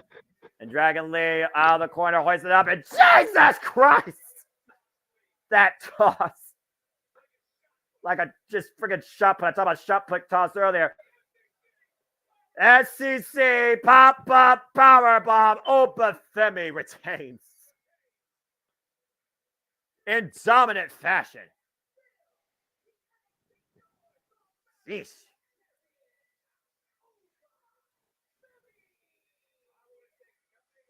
I mean, again, JJ, you talked about earlier, Obafemi He had to really hold up to this spot. And throughout this match, Dragon Lee brought up a very game fight, but the power displayed by this anomaly, just tossing Dragon Lee across the ring like it was nothing. And this pop-up power bomb. Eat your heart out, Kevin Owens. Dragon Lee was down for the count. There was no kicking out of that. Yeah, no. Golly. Obafemi might be inexperienced, but his potential is on the rise as he is still our NXT North American champion, crushing Dragon Lee in the process. I'm not sure what force is going to be able to step up to this guy now in your NXT. He might be a ruler for a long time to come. All right. Got another mission here, so sheesh. Yeah, good job for you, man. Yes. Oy, they. Again, friendly reminder that I can't see any of the comments being brought up because I'm on my phone. So unless they're read, I can't reply to them. Oh, what Walter said so far, he just got one match wrong. Yeah, and hey Jeff, what was your thoughts on that match? Obafemi's first impression on a grander stage. It was. I figured he'd be impressive, but he definitely delivered on the PLE stage, and I figured it would be dominant. I figured Dragon Lee, like I said, would have a better fight to give, and he did. But there was no doubt in my mind about the outcome of this match, and you know, to Matthew's point, he is a bit green, but Jesus, his power is intense. I fear for whoever tries to take a title from him. Like I said, from the minute he won that tournament and ever since, every time I see him on screen, bad motherfucker. Okay, prove that tonight. And again, for those that are wondering about what that weird graphic was earlier, I have no idea. That might be a tease of somebody else coming to the NXT scene. And of course, the next time we cover NXT after Stand Delivered, it will be Battleground, folks. So stay tuned for more on that, as that was made official. Like for those of you watching us and not the event on Peacock, Lexus King is at the calendar signing, getting in, making snide remarks, and Riley came back and got in his face. Now they're brawling. Yeah, I think you got another match. Fighting for the honor of his girl, Thea. Meanwhile, we go backstage to the general manager of NXT, Eva Rain, and for her first PLE, I gotta say, damn good job. You talk about a great way, a plot device for the heel turn. Thea aligns with Brian Pillman's son. Holy shit, would that be tremendous or what? Hush. That's good shit. Walter says, sorry, no, I'm getting that calendar. Walter knows what's up. You weak-minded, foolish. No, it's not weak. Hey, Walter, pick up two. Pick up two. I'm surrounded by. You know what? Never mind. I'm just. That's right. Hook your boy up. Hey, if I can't get my King's Ice Screw calendar, I need some sort of decent calendar. Damn it all. Hey, Walter says no problem. JJ, there you go. NXT Battleground is heading Savannah, Georgia. Okay. Ooh, Georgia. They're in Georgia. If you know, you know, folks. Well, thank you, Ava. And again, folks, we are on the road to WrestleMania. Don't forget, we are going to learn the outlook of WrestleMania 40 at the kickoff panel press event this Thursday on the Peacock. And if you're in Las Vegas, go and check it out yourself. 7 p.m. Eastern Standard Time. We're going to learn from Rhea Ripley, Cody Rhodes. We'll hear from Triple H, The Rock, Roman Reigns, Bianca Belair, and Seth friggin' Rollins. WrestleMania kickoff is the road to WrestleMania is fully underway, and the show against the Immortals is less than 70 days away. This Thursday is going to tell a whole damn lot, much more than Monday night, I assure you. If you're in Vegas this week, God bless you. You're a braver soul than me. If you're in Vegas this week, run. That's it. Well, actually, if you're there already, it's too late. You trapped for a week. You ain't going nowhere now. There is no escape. Who dis? I have no idea. Who is that, JJ? I forget her name, but she's kind of like the new Thea, as far as like the energy and everything. Yes. Jeff is with me, Arlene says, JJ. Thea hail for heel. Yes. No, Arlene, that's a bad Arlene. Yes. And Emmanuel pointed out the First obvious, she wanted Riley to go with JC right? to break my heart. And then Riley asks Thea to be his Valentine. Nice girls. So I had my W there for at least the moment. I mean, who's to say that things can't change on the Valentine's Day dates? But God damn it, let me have the W here, at least momentarily. Right. Emmanuel says, Noah, you do know these calendars go to the women wrestlers supporting women. Yes, that's yes, we do. There's other avenues. Go make a random ass T-shirt that every dumb individual with nothing better to do with the money will buy. Hey, or you could go buy one of our shirts and not criticize everybody buying shirts. For real. That's fair enough. Down boy. It's okay, Noah. It's okay. It's okay. Look, I'm fine. Look, I said it before, I'll say it again. This has been a great show so far. And speaking of which, JJ's NXT on full display. JJ, talk about what's ahead on your NXT this Tuesday. Looks like we're going to get Axiom and Nathan Frazier taking on Edris Enofe and Malik Blade based off of that interaction we just saw. Also, Lexis Keene versus Riley Osborne. Riley Osborne, of course, just defending the honor of the Chase U women and the rest of the calendar participants, taking it up against Riley Osborne and Lexis Keene. And we'll get the celebration of our Dusty Cup champions. All this Tuesday on my NXT, damn it. Oh, wait a minute. Whoa. What the hell's happening backstage? Lola Vice and Roxanne Perez are fighting it out. Yeah, Roxy is pissed. I don't blame her, but also you can't blame Lola Vice for going after the ultimate opportunity in her career. Oh, Jesus. Who the hell's the guy trying to be Triple H? Is that Sam Roberts? No, that's not. No. Well, I mean, Roxanne Perez, I said before, a woman of no words, just action and fists are about to fly tonight. And what has been a very tremendous show. We get ready now for our main event here as Ilya Dragunov defends the NXT Championship against Trick Williams. We're going to whoop that Trick, but will we whoop that Trick as the new NXT champion? Oh, boy. As they got the video package course going on. Again, JJ, we spoke verbatim about the rise of Trick Williams. I mean, you look at this guy. When he first came in, he was nothing but hype for somebody else. That was him. Mm-hmm. And then we've seen the subtle nature, the charisma, the presentation, the motivation, the nuances with Trick Metal game. But who knew that Trick had this much potential where he could not only rise as far, if not surpass Melo? And we saw it come to fruition last year when he took the chance on himself to prove that he could be no one's sidekick, but one of the best that can hang with the best. He hung with Ilya Dragunov last year at Heatwave. He became the NXT North American Championship at No Mercy, his first ever accolade. He gave us the comeback of the century in less than 3 minutes, pinning the field last year at NXT Deadline in the Iron Survivor Challenge. He has become your NXT's People's Choice. They have whooped that Trick in the white and gold and even now on the blue brand. And Trick Williams originally earned this opportunity at New Year's Evil, but due to medical decisions, Ilya Dragunov has brought him to a grander stage for this opportunity. But the thing is, during that time, he's been also doing stuff alongside him. And him has had some stutter steps, while Trick Williams has been nothing but forward momentum in both favor of the audience and his in-ring performance. And I think that has to wear away at Trick Melo's game, particularly Melo's mentality. Yet tonight, where he was once alongside his boy when he was champion, Trick wants Melo in his corner tonight against Ilya Dragunov. It was Ilya that took the title from Melo in the first place. And I have a very interesting feeling that history is going to repeat tonight in a whole different fashion.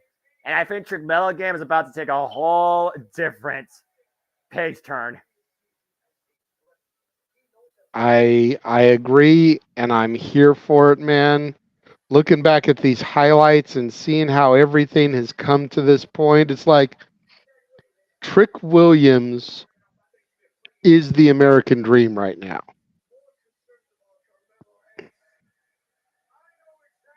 But is that dream going to become a nightmare?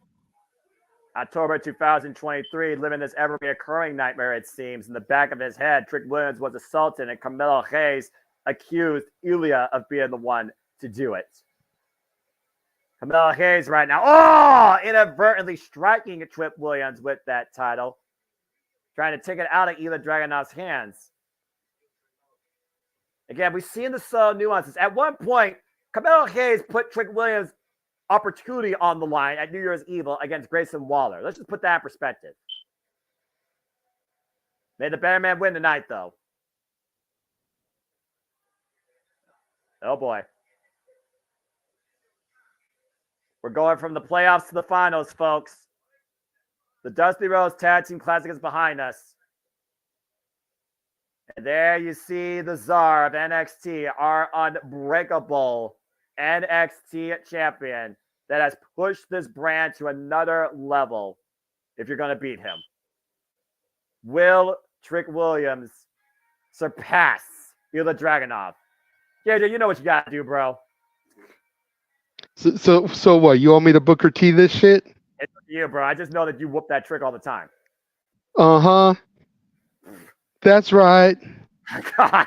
Yeah. Come on, Jack. Go ahead. Uh-huh. There you go. Uh-huh. Trick Willie. Yeah. Okay, I'm done. I'm too wide for all that. Uh-oh, Jeff's on screen. He did put the graphic. Jeff, go ahead and say something real quick. I dare you. There be some white people on this show today. And JJ and me is two of them, and that's okay. Jeff. Yes, sir. Yes, sir. I see white people. I do too. Yes. Goodness gracious. I'm mixed. Anyways, Trick Willie rises up to the top of the turnbuckle as Mello's feeling it on the outside. Is this Trick's moment?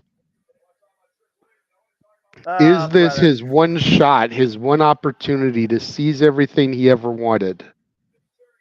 Again, we've been through the journey of both these men, but more particularly recently, we've seen the rise of the future star in Trick Williams. Put up a shout time, Trick. Here comes Ilya Dragunov. A symphony of violence and unbreakable wills to be tested tonight in our main event here at Vengeance Day, as the Czar of NXT looks to defend his throne. Through the fire and the flames, this dragon comes to slay the night on the rise. Again, we talked about the respect that Ilya Dragunov has for Trick Williams. Again, last year, it was Ilya Dragunov was looking to whoop that Trick a whole different way. But Trick asked Ilya to prove himself, and he gave him that unique opportunity at Heatwave. Arguably the match of the night, that show, we're being perfectly honest. Ever since then, Trick Williams' stock has been nothing but on the rise. And then later on, following that, what happened? We saw, in a very unique circumstance, John Cena involved in NXT for the first time ever. And one individual asked John Cena a simple question that we did not on screen get the answer. John Cena, when did you realize your time was now? If the time is not now for Trick Williams, I very well don't know when it might be. But the added factor is Carmelo Hayes. And will him not miss? And will him for once be Trick? Let's go down the reductions. One fall. Alicia Taylor, of course. Alicia Taylor and Samantha. Okay, you're Alicia Taylor, not Samantha Irvin. Cut the shit. Hey, you know, she could give her some effort. You want your NXT to have that pop in circumstance, I would think. I wanted to have pomp and circumstance, but I don't want everyone to be a copycat. That's one of the reasons why I'm not huge on Samantha Irvin, is because ever since she came into the fray, every female ring announcer has tried to bite her shit. That's and now it's annoying. And, well, again, it's almost like Cody Alicia Rhodes. Taylor does it. Dasha does it over on AEW. It's just annoying. It's one of those things, though, where at the end of the day, you want to develop your own individual personality. And again, as Jeff alluded to, folks, you just saw it as official. Next time we cover NXT on the road to WrestleMania before we stand and deliver, we have to face a roadblock. Before we get there, It's our main event tonight. JJ, this is your brand. This is the cornerstone. This is the gem of your NXT. You know what to do, bro. NXT Championship, Trick Williams challenging Ilya Dragunov, bell rings, and here we go. NXT Championship on the line tonight. Our main event, Trick Williams, Ilya Dragunov 2 finally comes ahead. You feel the environment. You can see the busted lip on Trick Williams there.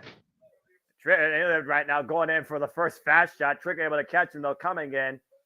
Trick Williams, 29 years of age, by the way, folks. Stands 6'4", 207 pounds. Involved 3 years in his professional wrestling career. Originally trained out of CCW Wrestling Academy. And right now, Trick Williams catching the Dragunov, hoisting him up with a beautiful power slam. Again, everything that happened tonight earlier, we also got to consider the condition of Trick. Ilya Dragunov is in here at 100%. Trick is not. We know that he's got a busted lip, went for the drop kick, and probably a tweaked knee. And Ilya Dragunov, he very well could exploit that. Waist lock here by Ilya Dragunov. I don't know anything about a tweaked knee. When he was backstage with the doctors, they weren't checking his knee at all. I think someone in the chat room may have made some shit up. Well, I just know that he had that stutter step, so hopefully it was just, a misplaced landing. And again, so far that drop kick, to your point, very well might plead the case. Pop up. Oh, and Ilya catching him, though, taking Trick down. And the Dragon not picking up speed off the ropes, looking for Constantine. That was off the nose, by the way. That was not underneath the jawline. That was off the nose. And looking at the Dragunov right now, might have a busted nose. Yeah, Dragunov is bleeding from his nose. Well, again, watch this Constantine clothesline, though. Bam! So the drop kick hit the Dragunov on the nose, while that Constantine clothesline might have busted Trick Williams' nose. And we've seen what happens when Ilya Dragunov tastes his own blood. He becomes even more intense. He thrives on pain. Yeah, absolutely. Most people do. It's that sudden rush of adrenaline. Yeah, but we've seen how far that adrenaline goes in some people's souls, JJ. And I would think Ilya Dragunov has one of the highest reserves of that adrenaline. We saw and we called arguably the match of the year for your NXT last year in Ilya Dragunov versus Kamel Hayes at No Mercy. Think about how far, how hard, how physically tolling that war was. And Ilya Dragunov won in the end. Right Absolutely. Referee with gloves on his hands. Ilya Dragunov right now bleeding from the nose. And again, it's hard to fight when you can't freaking focus straight. And the more you lose blood, the more likely you can pass out. Speaking of blood, you see that busted lip right now on Trick Williams. That wound right now. Further expanded from earlier. And Ilya falling in. Big face wash with that boot to the side of the head. Ilya Dragunov. Got to be careful not to get that lip bleeding again on Trick. Looks like it might be there. You hear Ilya literally talking about nobody's going to take him off his throne. Again, is Trick Williams a throne breaker? Is Trick Williams a king waiting to happen? Is Trick Williams the next him? Oh! Body shot. One way to find out here. Ooh. And just spinning backhand just took Trick Williams down. Ilya Dragunov, 30 years of age, by the way. Stands 5'9", 187 pounds.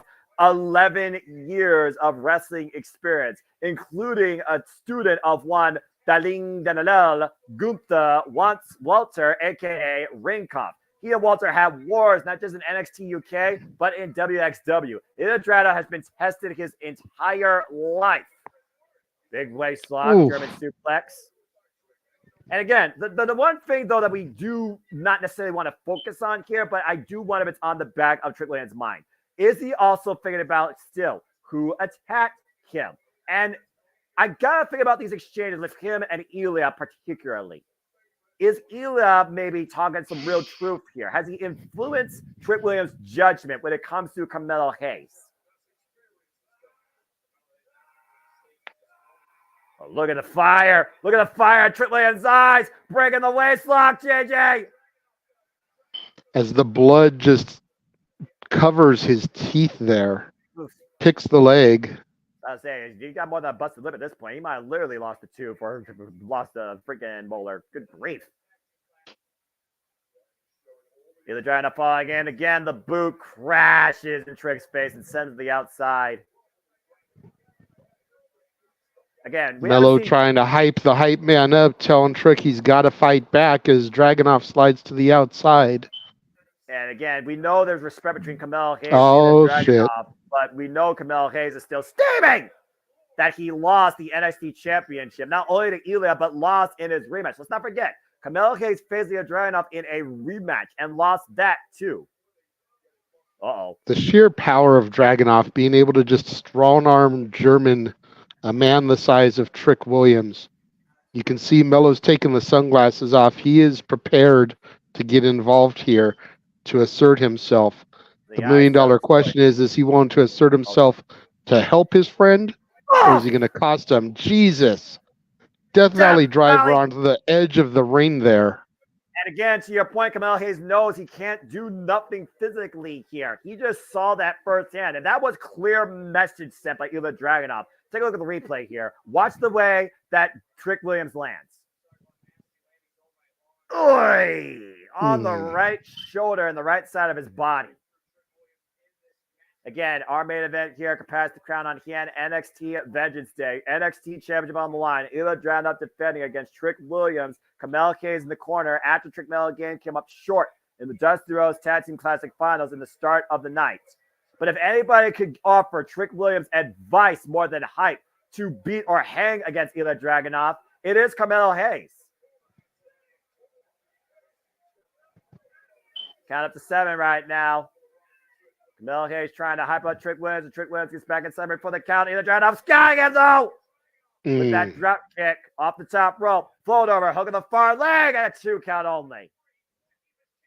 The Vulture there was perked and was stalking Trick for his opportune moment. Right on the carcass with another freaking lariat though. 2.5, hook of the far leg again by Ilya. 2 count again on Trick. Take a look at this, by the way.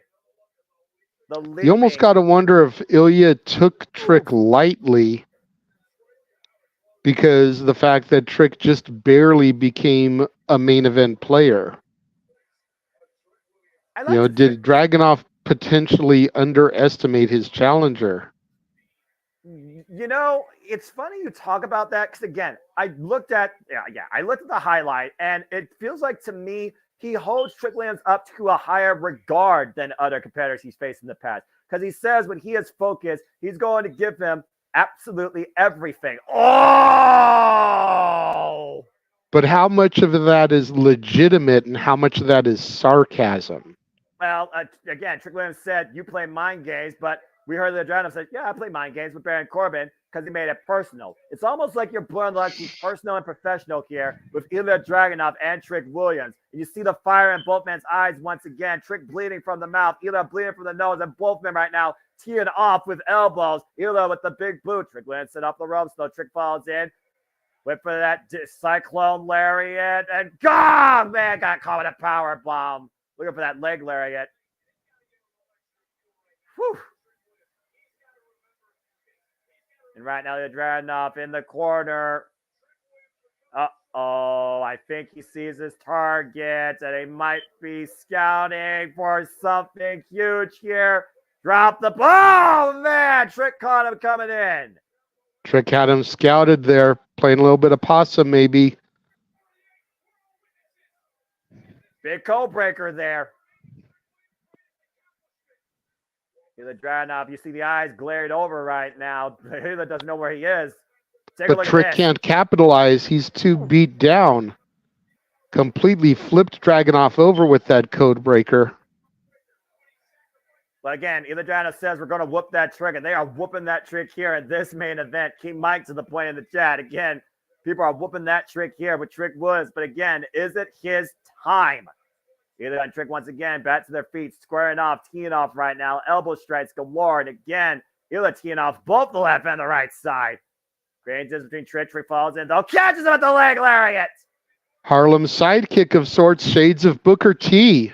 Literally, she stays with Harlem Heat all over this guy, if I'm being honest with you. Big flapjack. Trick Williams right now in the driver's seat, has to stay on the attack, cannot get lost in the moment. Put in the boots right now to Ilya Dragunov. Again, you hear, listen to the NXT Universe, JJ. Yep, they're all chanting, whoop that Trick. They want this. Deep arm drag counter by Ilya Dragunov. Comes in with the jumping kick, creates this with Trick, and once again looking for Constantine. Trick Williams able to scout it though, hooking Ilya up. Ilya able to fight back. Ooh, the side of the head. Oh man, jumping against the Guri. Trick off the ropes though. And flies in with the jumping clothesline, takes it off his feet.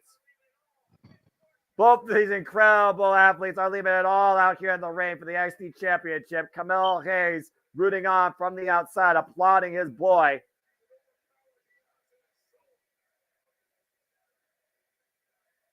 The intangible factor with these two. What is it going to be? What is it going to take? Who has what they need to win this match tonight? And Trick Williams are now teeing up against Ilya Dragunov up against the bottom rope. And again, referee trying to draw separation. Again, emotions might be getting the better of the challenger here. And Ilya Dragunov with the knife edge chops. And again, just rock and Trick down to his knees. Trick, big uppercuts, and Ilya up and over. Jesus. First to the apron and crashing to the floor. Trick following outside so he can try to capitalize on this a little bit. Again, you can't win the title on the outside of the ring, but you also can endure more punishment as Ilya drove Trick back first into the unforgiving ring apron where wood meets a steel beam. Referee trying to bring both men inside the ring here. Again, Ilya Dragunov first faced Camille Hayes last year at Great American Bash and lost inadvertently, crashing into the title that Trick was holding.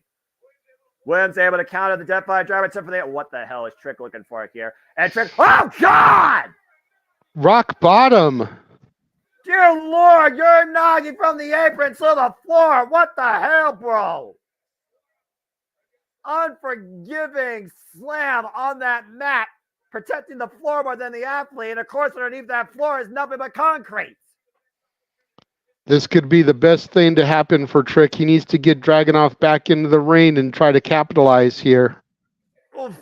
And Ilya somehow still fighting back, bending him over with a kitchen sink knee and driving him face first in the apron. Oh, here we go. Mello getting involved here. Oh, man. Oh, no. Oh, no. Well, wait a minute. Carmelo swinging a miss. Thankfully, could have gone for a squad. Oh, no. Inadvertent shot block off that collision by Carmelo.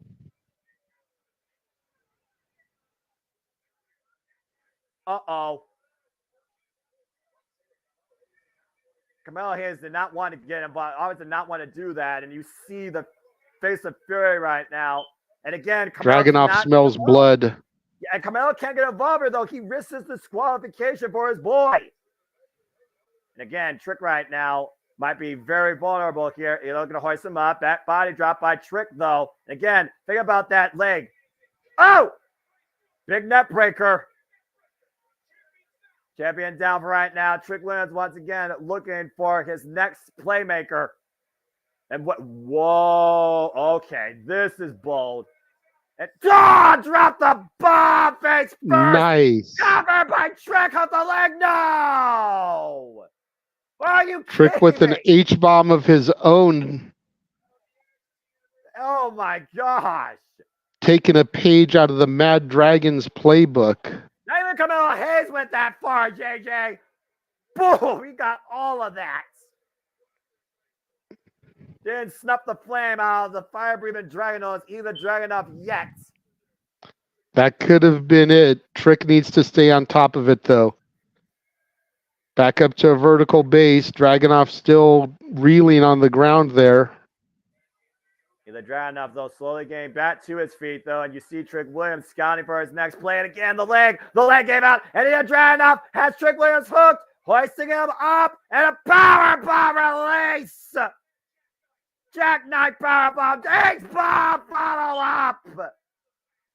Is that going to be it? Look at Mello on the outside.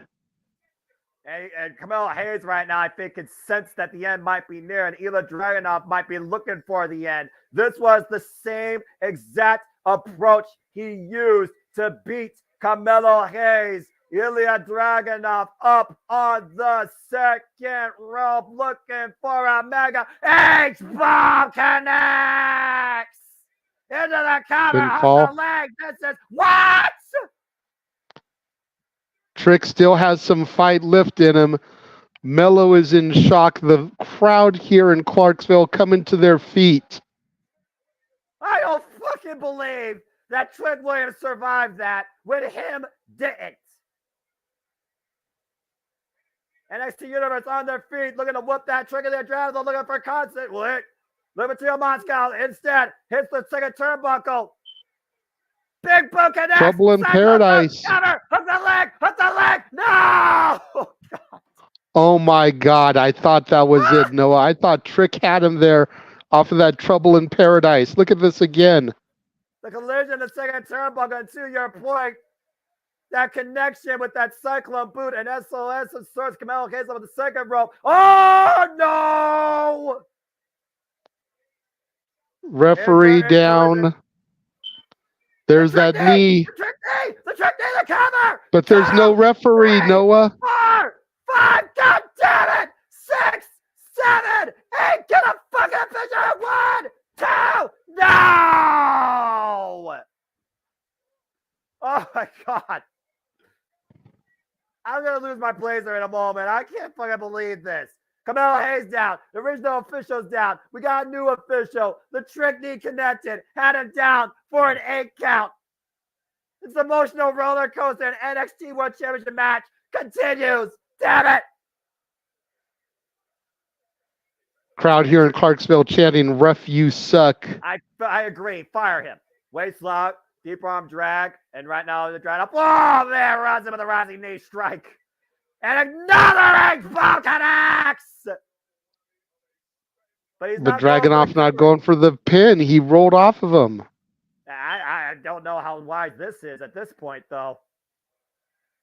The crowd's still wanting to whoop that trick. I will whoop that trick all night fucking long if this is what this NXT brings me as a main event. NXT Universe trying to build Trick Williams in, but Ilya Dragunov right now, oh shit. Going up to the top rope, looking for the Supreme. Oh, the knees! The knees! Trick got the knees up, and it collided with the bridge of the Dragunov's nose. This is Trick Williams' moment. This is Trick Williams' moment. He literally can win it here. He has it. Trickling for the knee, and the Dragunov knows it's coming in. Bumps these men about to collide in the middle. JJ, this might be it. Oh, dear God Almighty in heaven. The cover to the collision, giving the Dragunov the fucking win. Torpedo Moscow breaks the trick knee. We whoop that trick indeed, but Dragunov retains. Jesus Christ Almighty. That was a fugly collision in the middle of the ring. And the NXT Universe stood in shock and awe, stunned to signs of disbelief. Long live the Tsar. Ilya Dragunov wins this incredible contest. This was definitely a moment right here that I thought was going to be a difference maker. Look at the inadvertent chop block Camilla Hayes sent into the left knee of Trick Williams. And you see right there, it nearly cost him as Ilya hooked Trick Williams up. Jackknife powerbomb. Shades of Big Daddy Cool himself. And the H-bomb drop. But the heart of a champion right there. Inadvertent contact with that first stupid official. Fire that guy.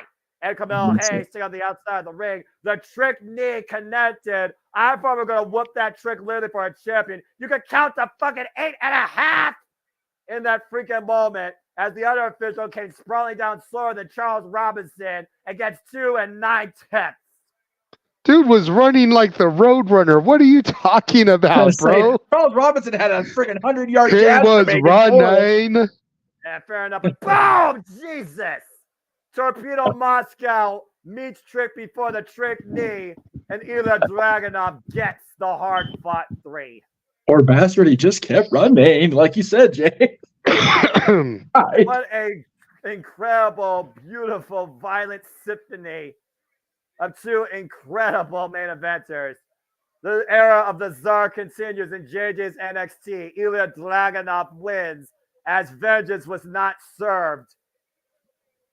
As Camille Hayes hypes up Trick, saying it's Trick Miller game all day, every day, as we are about to go off the air. For the Renegade Wrestling, JJ Williams, I am the Seminole Foster. Thank you for tuning in to our coverage of NXT Vengeance Day. We will see you as we got one more roadblock on the... What the fuck? Damn it, come The on! moment we've been waiting for. What the hell is wrong with you? God damn it. Damn you, Mello. Him hit. Fit Mello game is dead, folks. Camille Hayes. Uh-oh, and he's not done yet. What does this prove? Seriously, guys, come on. What does this prove? Oh, dear. This is not going to end well. No. Trick Williams already with a bad leg, a tweaked possible knee, and a shattered friendship. No. Ah, jeez. The player that shares rivet in the knee. No. Come on. Ah, damn it. And just whirling away constantly at the left knee and the left leg, trying to shatter it. Again, how long was this literally pent up? Was this truly all the way simply back from last year, October? You son of a bitch. I think it goes farther than that. No, I think it goes back to Stand Deliver, like I said.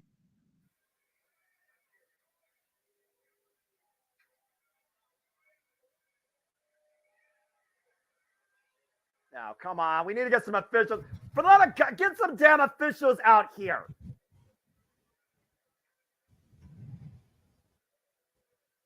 We've already got enough injuries and enough freaking madness. EMG. Oh, Laying the Trick Mello game flag on Trick's chest.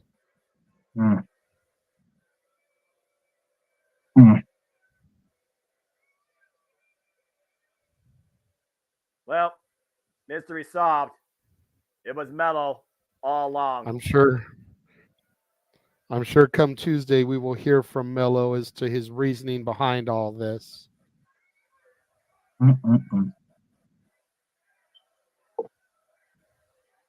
That's rough. He truly is one of one, and he's only with one himself. Trick Williams defeated and broken, physically and emotionally. Trick got whooped. Oh, wait. No. Seriously, that's enough. Damn. Well, we may have Roadblock next month in March, but I think Roadblock was definitely put into play against Trick Williams' future aspirations to stand deliver tonight.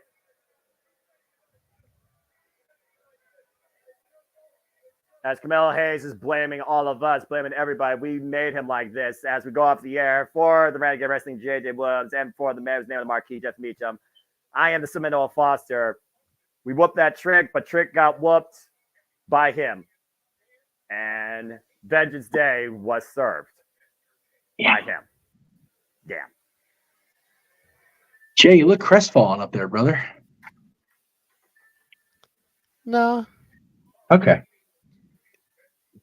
No, it's basically what we expected. Yep. A very good show, though, to say the least. Still a very incredible show. Delivered across practically everybody here. Very good stuff. Very good kickoff to NXT this year. Just more technology frustrated, I guess, huh, bud? Yeah. Well, I mean, it is, I'm on the computer now, so it seems like everything is good, at least at this point. So, yes. I mean, my battery was about to die on my phone, so that's it is what it is. That's why I bought extension cords when I had to look over here. Is there still a lag when I'm talking now? No. No. Okay. I'm still supposedly supposed to be doing a recap of this with Datillas, so I couldn't stay on my phone. I've got to try and get it charged up just in case I need it for that too. Yep. Fair. Well, in the meantime, let's go ahead and have you talk about what you're going to be doing tomorrow morning, bright and early in this rainy SoCal weather of hell. Well, just like I do every weekday morning, I'm going to be doing For the Love of Wrestling, 9 a.m. Pacific, noon Eastern. My reviews and coverage of SmackDown, Rampage, and Collision. You can check that out every day, Monday through Friday, on the Casa D18 Studios channel. Let's see what we got here. Of course, I will be back tomorrow night, 7 o'clock Eastern, 4 Pacific with Talk Wrestling. Definitely a lot to talk about, but we will be doing returning to the standard Q&A format. So if you've got questions, tweet them to me, messenger them to me, put them in the chat. You want the attention, give the super chat, simple as that. Of course, we want to thank all of our friends across the multiverse, starting with our buddies Statboy and Dory Lou. You can find them on Facebook at Dory Lou Hathaway and Mike Caldwell, on Twix at Hathaway Lou LB Stack in 1977, and on Instagram at Dory Lou and Statboy13. And we will see Statboy and the Sports Bar this coming Tuesday, February 6th, at its time of 6 p.m. Eastern, 3 Pacific, with a full preview of the big game, Super Bowl 58, as we will also be featuring a watch-along of that game on Sunday next week, 1 week from tonight, 6 o'clock Eastern, 3 Pacific. That time is tentative, as Statboy Sports Bar, Mikey, and the team provides watch-along coverage, much like we do for WWE and all the other wrestling companies, of Super Bowl 58, as the San Francisco 49ers once again battle the Kansas City Chiefs, led to battle by the notorious Taylor Swift and company. Hell of a game coming up, and of course, halftime will feature Usher. Where are we at here? Of course, the Great Cherry brand. Yeah. Yeah. Sorry, I know. There's a lag. The Greg Cherry Show will be back on Wednesday, 7 o'clock Eastern, 4 Pacific, hopefully with everybody in tow, including yours truly. But that night, Wednesday night at 7:45 Eastern, 4:45 Pacific, Mr. Williams, sir. Yes, we will be doing our watch-along coverage of AEW Dynamite, 4:45 Pacific, 7:45 Eastern, as we call what very well could be Stain's first and only championship victory and kick off that potential reign leading into his retirement at Revolution. Thursday, of course, as WWE's been hyping for the last couple of days, they will have their WrestleMania kickoff presser in Las Vegas, 4 p.m. start. If you're in Vegas, 2:30 doors. Again, if you're in Vegas, you're a braver soul than I. God bless you. Immediately following that event, I still don't have the damn graphic. I meant to put that graphic in here too. We'll come back to that. Friday, JJ, along with your father, good sir. Yes. Myself, Jeff, and my dad will be counting down the top 10 Beatles songs of all time as we celebrate the 60th anniversary of their initial appearance on The Ed Sullivan Show. It is a cool thing. The Beatles, after all these years of their first crossover to America, are still changing the game. And they're providing us with a hell of a way to get content across the multiverse of media. So we thank the Beatles for that, most definitely. All right, let's try this plug again. After the WrestleMania kickoff presser on Thursday, I will be going live across my social media and YouTube, as well as the Casa D18 and Greg Cherry brand YouTube pages, with my reaction to the presser, as well as all the goings on in and out of professional wrestling with Meech's Musings. And of course, we'll be back here Saturday, after Collision, actually an hour after Collision ends, with open mic night across the channels of the multiverse of media. And if you happen to be in SoCal, we appreciate it if you would come out and check out our buddies Paradise Kitty, opening for Quiet Riot, the legendary Quiet Riot, out at Yamaha Casino at Rockin' Brews. Doors are at 7, show is at 8. And you can also check out my buddy Nikki Stevens as part of her joining the band Jesse Fury and the Sound at the Mint on Wednesday night, February 21st. Doors at 6, shows at 7. You can get your tickets for both of those at the venue's websites and across your whatever ticket outlet you prefer. I think I got everything that I wanted to get in as far as what's coming up. Oh, the next time we will be calling NXT on the Multiverse of Media, Mr. Williams. Got it. That's not YouTube friendly. We're going to need to fix that. But Tuesday, Yes, I March 5th, immediately following Stat Boy Sports Bar, NXT Roadblock. The Roadblock on the way to Stand and Deliver. Oh, boy.